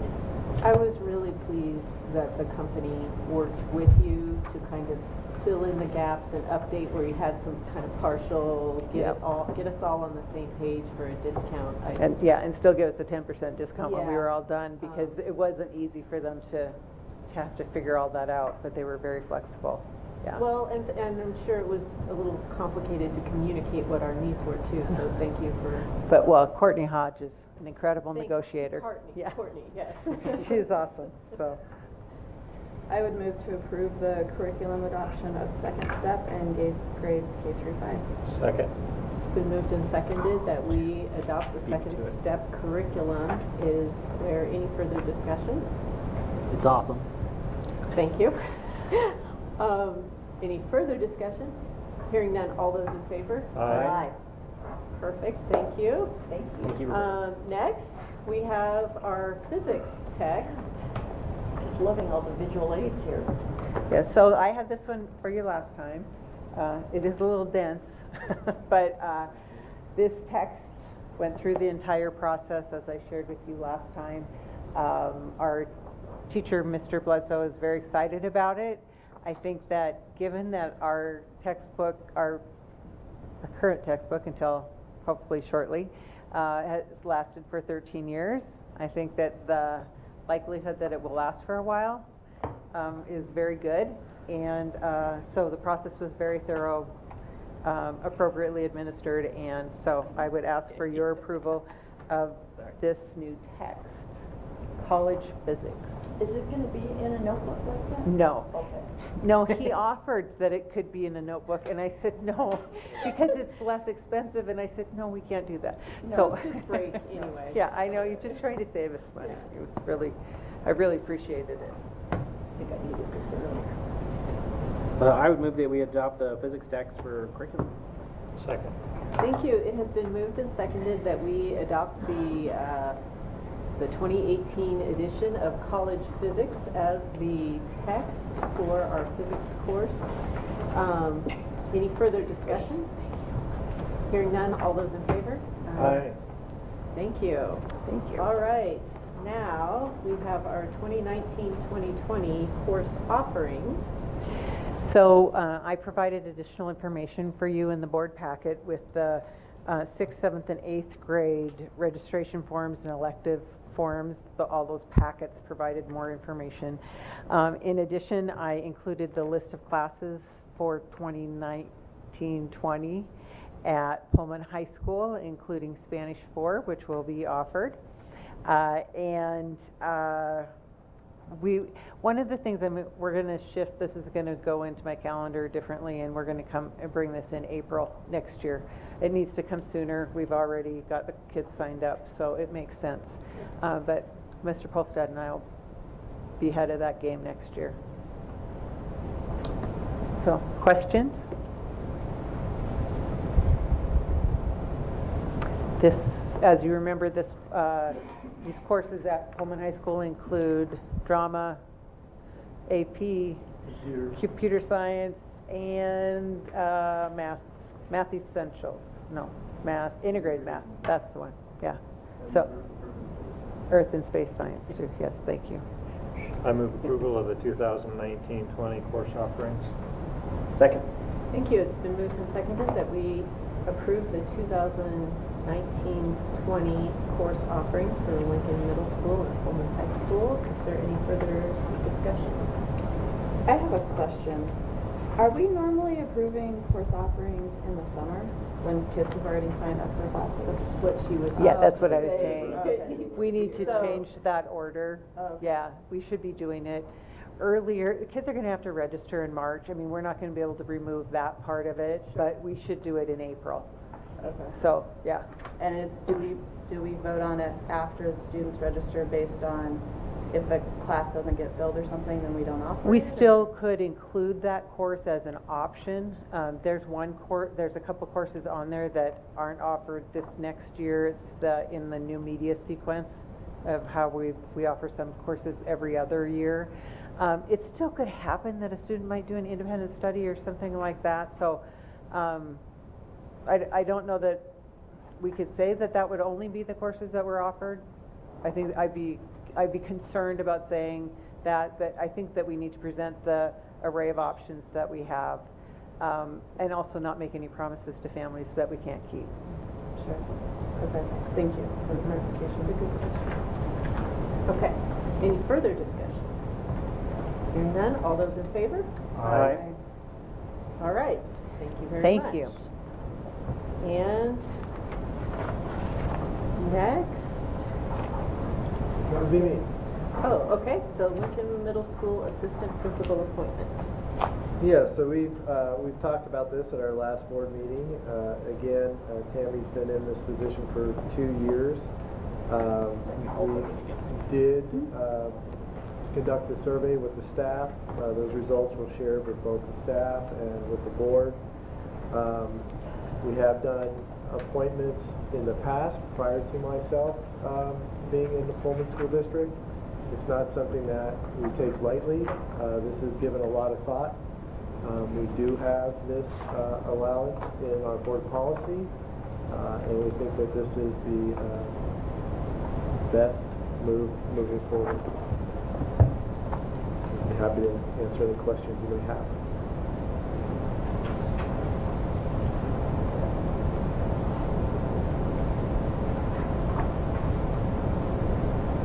Are there any questions? I would entertain a motion. I move approval of LMS Assistant Principal appointment for Tammy Sewell. I second it. Thank you. It's been moved and seconded that we approve the appointment of Tammy Sewell as continuing assistant principal assigned to Lincoln Middle School. Is there any further discussion?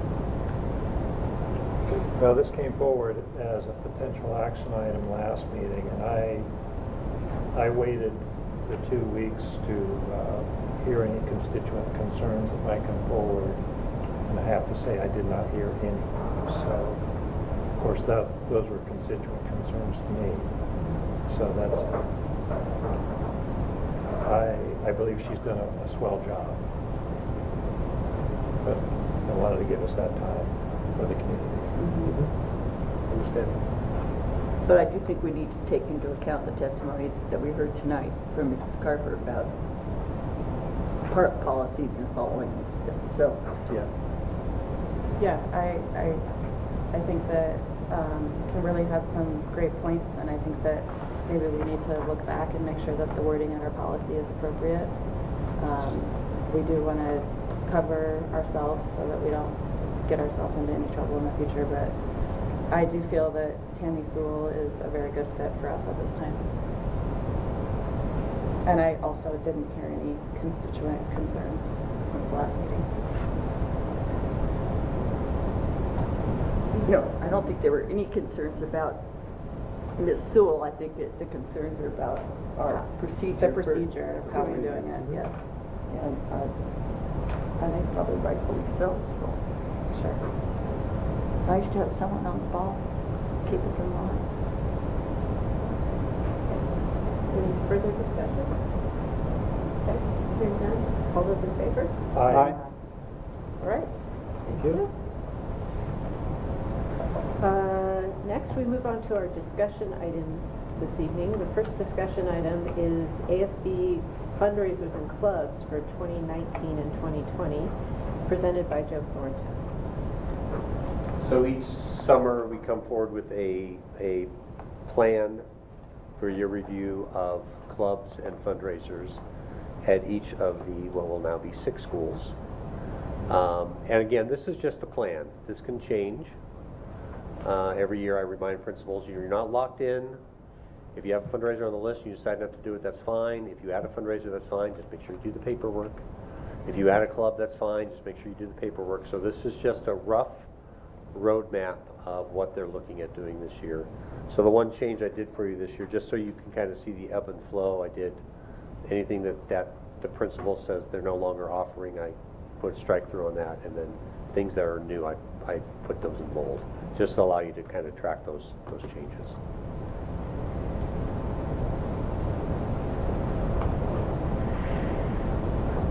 So what you're listing the club here and then what they're going to do for fundraising. If they identified a planned fundraiser, correct. It used to be kind of willy-nilly. I couldn't really tell who was doing what. I would say I think it's a little more organized, but that's... I think that's what I'm trying to commend you. When I started on the board, it was not in alphabetical order, so it was even more challenging. That I can do. Some days. No more debate club? No more debate club, and I don't know the specifics of why, but it's going to be based on one of two things. Either the person that was advising that is either no longer willing to do or is moving, or lack of interest on the part of the students.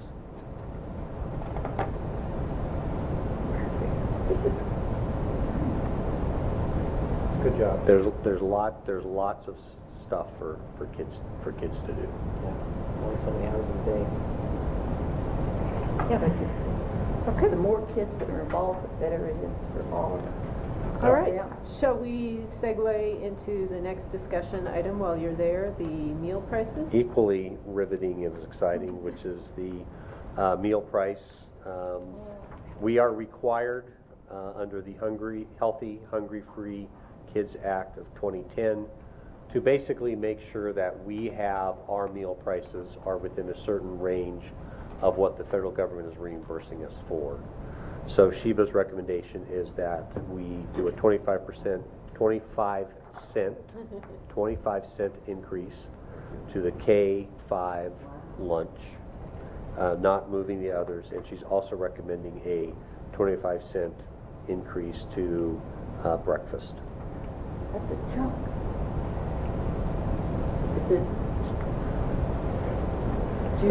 Do most kids use the elementary lunch, or do most kids bring their own? I wish I could tell you those numbers off the top of your head. If Sheba had done that report tonight, she would have been able to tell you that. I'm going to guess it might be 50-50. But there are deferrals and scholarships. Well, there's free reduced lunch program. Yeah. Right, so probably cut down on. I mean, that's a big step up. So do we just try to take turns shifting the increase Right. basically, and so there hasn't been an increase in a couple of years? Correct. So the target is what we look at, what we compare to the federal reimbursement is the average that we're charging for lunches. So do you understand we get reimbursed?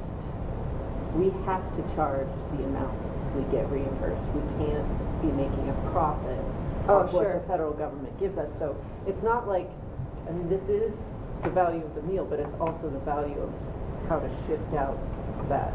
Sure, and my question is, because elementary hasn't had an increase in a few years, is that why we're putting it there rather than? Correct. So there has not been a change to the elementary meals since 17-18. So that's why she's saying that's where we'll make that shift. They have to get it within a range, so you have a little bit of flexibility. But over the years, Sheba has tried to flex that, so no particular level will get increases year after year after year. Okay. So we have to make it up somewhere. So if we didn't do elementary at 25 cents, then we're going to have to move something else. Mm-hmm. to a degree. And is this the increase in cost related to the Scratch Kitchen initiative? No, this is related to what the federal government is Okay, so going it's to. just straight federal. Correct. It's, so we have to stay within a certain range of what the federal government, so as they increase what they're reimbursing us for on meals, we have to keep pace with that. And are we, and this is a footnote, but are we going to receive the food services presentation just at a later date? Or? Correct. Yes. Yeah, Yeah. she was just unable. Because I just wanted to say what a great job the Scratch, I mean, I wanted to say personally, so yeah, please, I'm looking forward to it. She was We unable just- to it's- make it it's just- tonight, it's but just postponed. We will get it rescheduled, so Shannon already knows that.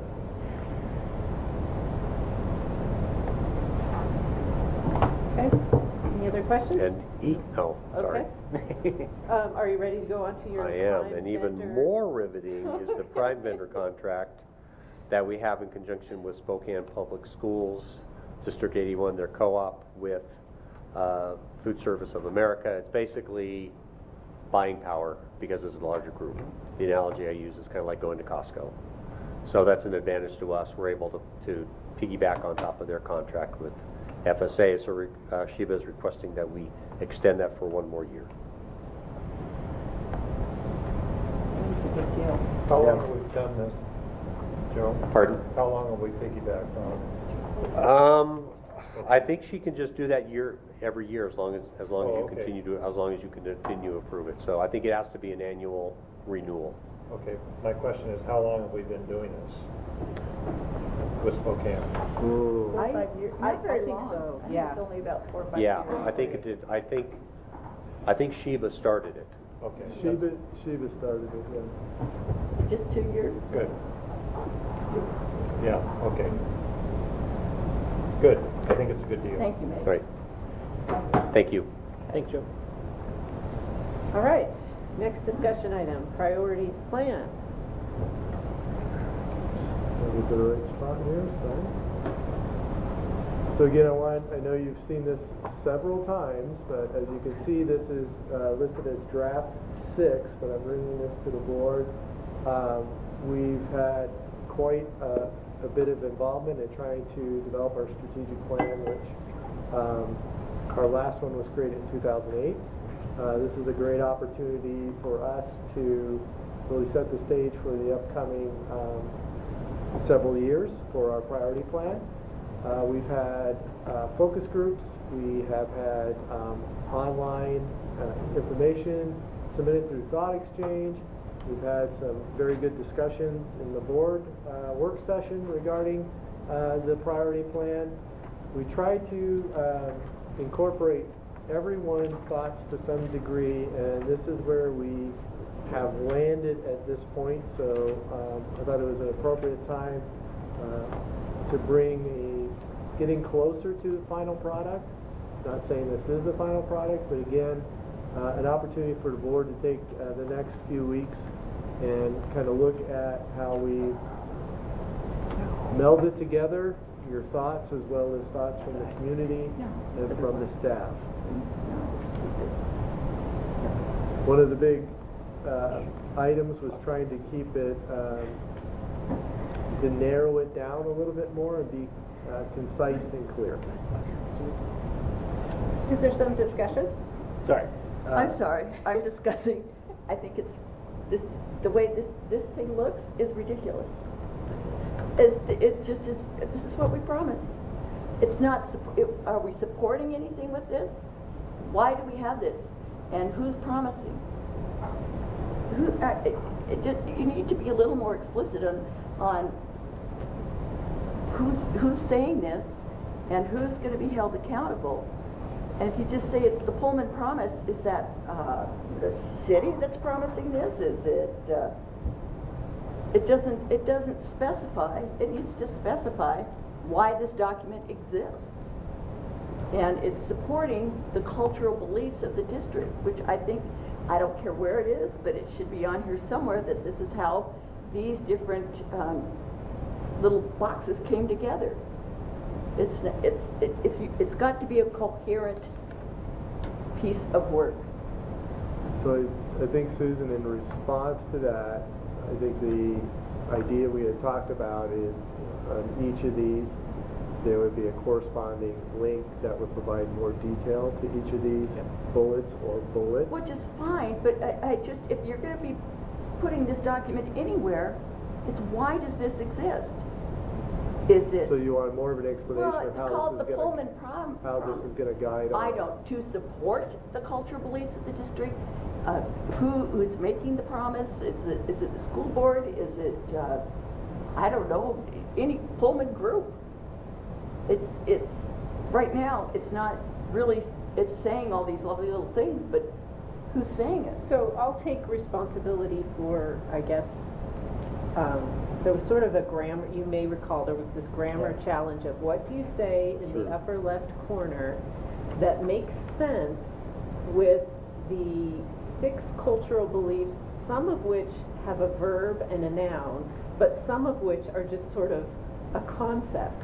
And so it became difficult to have in the upper left corner something grammatically correct. Like you could say, we promise to, or the board promises to, but then it doesn't necessarily, it works with take action, but it doesn't work with mutual respect because they're grammatically different. And so I threw this out there as a suggestion because the Bellingham School District, their strategic plan is called the Bellingham Promise, and I think Pullman Promise sounded even better because it's alliterative. And it worked with it, but yes, we can go back, but we need something in the upper left corner. If it's going to be a larger grammatical statement, then it needs to work, in my opinion, with those 6 things, which are really, really hard to work with because they themselves are not grammatically consistent. But the 6 things are our cultural beliefs. But they do all, sorry, I didn't. Oh, no, this document really doesn't make any, to me, doesn't make any sense, because it's not saying who's promising. The schools promise. Well, that's fine, they can do it. That's not holding us accountable, is it? If the Pullman Public Schools promise. I consider us part of the district, so I think if the board is ready to approve a priorities plan, that is the district's plan that the board approves, then that is us. And we built the metrics to map to each one of the beliefs, and so I think those give it the specificity. Right, but where does it say that? Well, I mean, those are gonna be on the next People are page. gonna look at this document, I see, so they're gonna have to, if they're gonna look at this, and this is supposed to be just the brief overview of what it is. This is just the visual. Right. This is all This is this just is. the visual, yeah. So But the visual maybe should let people know why they're seeing it. Okay, so maybe I'll go, I'm going to show the next piece, that might help. So this piece would be corresponding next. Right. There you go. Who else gonna read that? Well, that's why we built the graphic. They're not gonna read that. You get a graphic or you get a paragraph. Well, I mean, the you get both. graphic should maybe say something. It Well, does say we- lots of things. No, it doesn't. Well, we could maybe clarify, like here we put the Pullman Promise, priorities, goals, and success indicators. And I took a little bit of liberty with success indicators rather than, I think we had metrics or measured by. But I really think these would be success. And what I try to do is, here is our priority, which the student first matches the one on the graphic, kind of our goal. And then here's how we would measure or be held accountable to the right. One of the pieces was, not to have 5 or 6 or 7 of these pieces. That's a lot. And even our parent focus group said, less is more. Who's going to do all this? Yeah. I also tried to select things that we already had in place. So, if we're already doing it, then we're not creating something new. Now, some of these are a little bit different, but. Well, then why don't you just say Pullman Public Schools, our priorities, instead of the Pullman Promise? Because that then would come over with the priorities, and that's more. And you can do that. I mean, this is just an example. I know, but I'm just saying that the Pullman Promise is. I think our priorities doesn't make works. sense.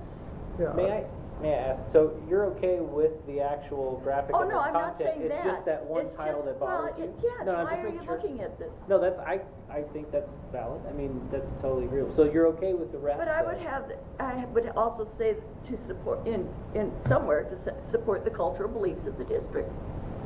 Where else did these come from? And if you have feedback, I'll be happy to take that, Susan, and we can mock it up and I send just, it out. Well, we've been That's what talk- it's for, this is discussion, so Yeah. this is Oh, I'm exactly discussing. what it's for, so. But we've been talking about this for a year. I know. This is part of our cultural beliefs. Part of our cultural We've been beliefs. sending out the cards, giving But- each other the high fives. But that also needs to be, But that needs to people be outside of the explained. district may not They know don't that. know. It's- Well, we definitely would have to have an explanation. We don't want Somebody- this to Yeah. be an insider thing. This is Somebody supposed to be moving here. something we are gonna be held accountable for. We wanna be open, transparent, this document, but this document right here, we don't have to be accountable for the Pullman Well, that's what the promise. next page is. I mean, that's where all the Yes, but who accountability in is. the, hello? Who reads in depth? Well, they just click on it and This move is to the next yeah, page. it's the 10-second soundbite age. I know, and I've given them a 10-second thing. right? There it is, right here. Well, this 10-second thing doesn't explain why it's there. Doesn't explain its existence. So if we So just, more explanation on the graphic. But all I'm saying is that we have these cultural beliefs.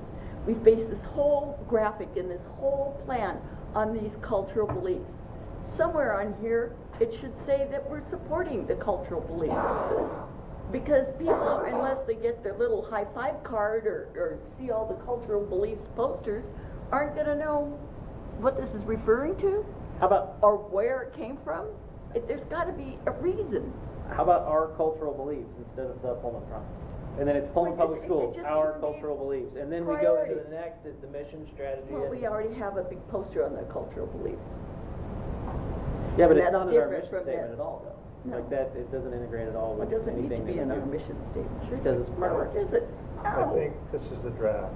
This is a vision. I mean, this would be part of the vision No, it's a statement, not draft. the mission It's statement. subject for But- revision, so let's just get our revisions into Bob. Well, I already did that once. Didn't work.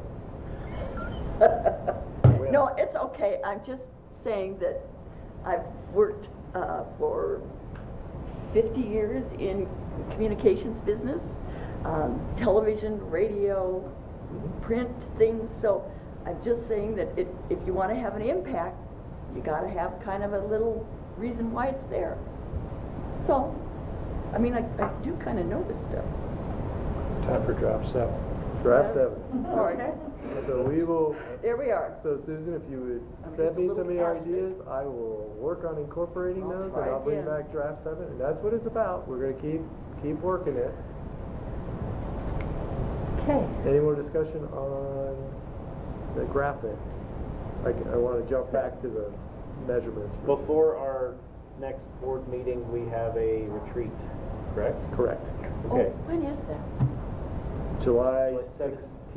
16th, okay. That was the 18th. July 16th.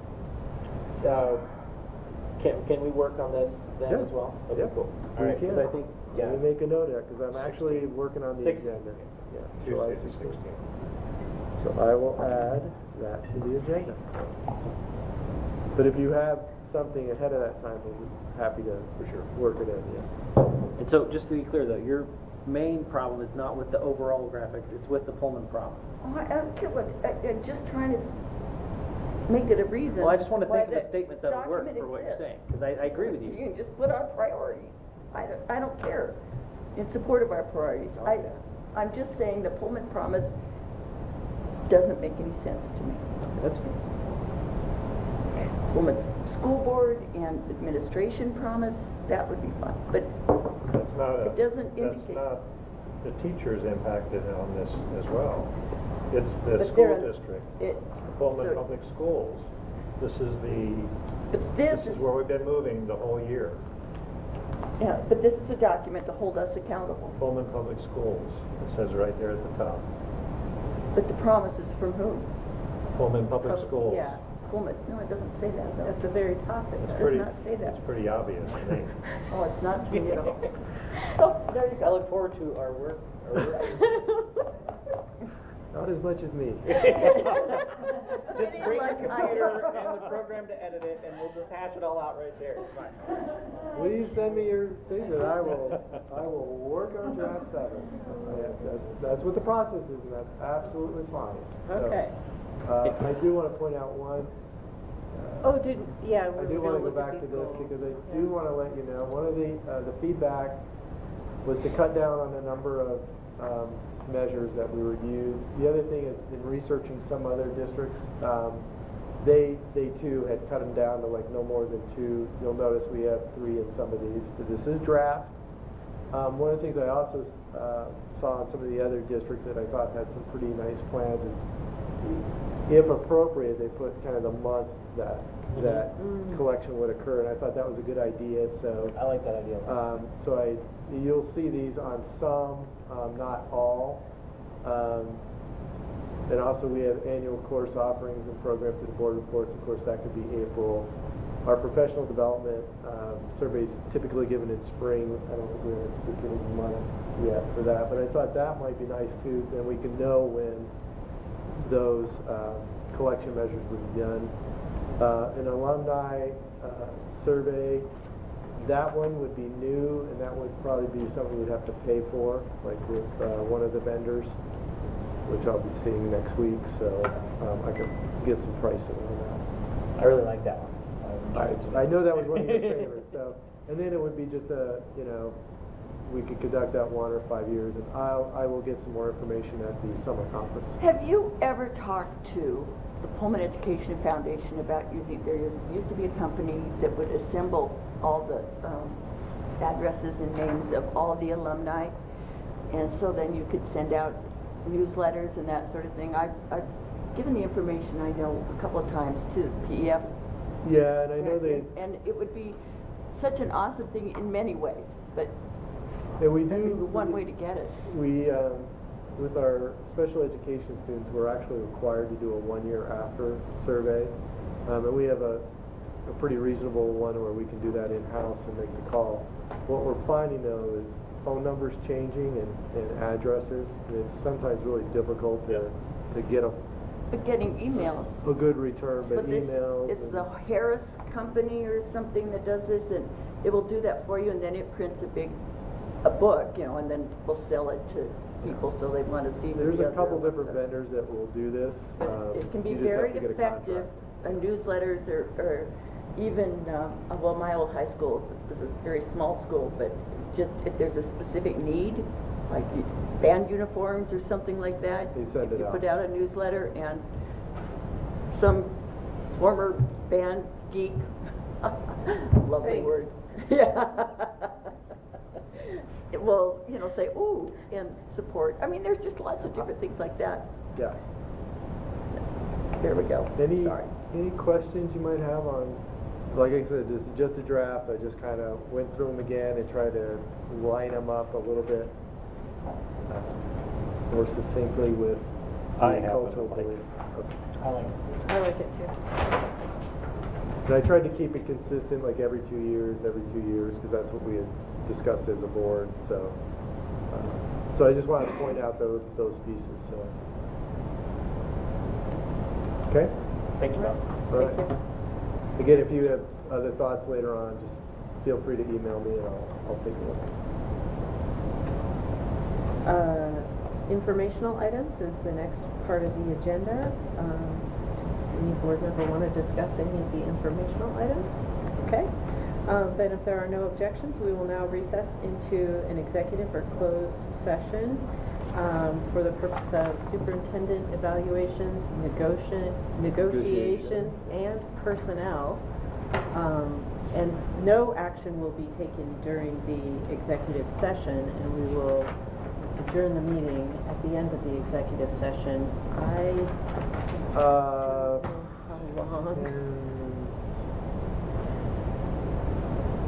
I'd say a half hour, and then we can reevaluate. Okay, that seems fair. Okay. I'm guessing. Yeah. Diane, would like you to stay for negotiations? Thank you. Thank you all for sticking out.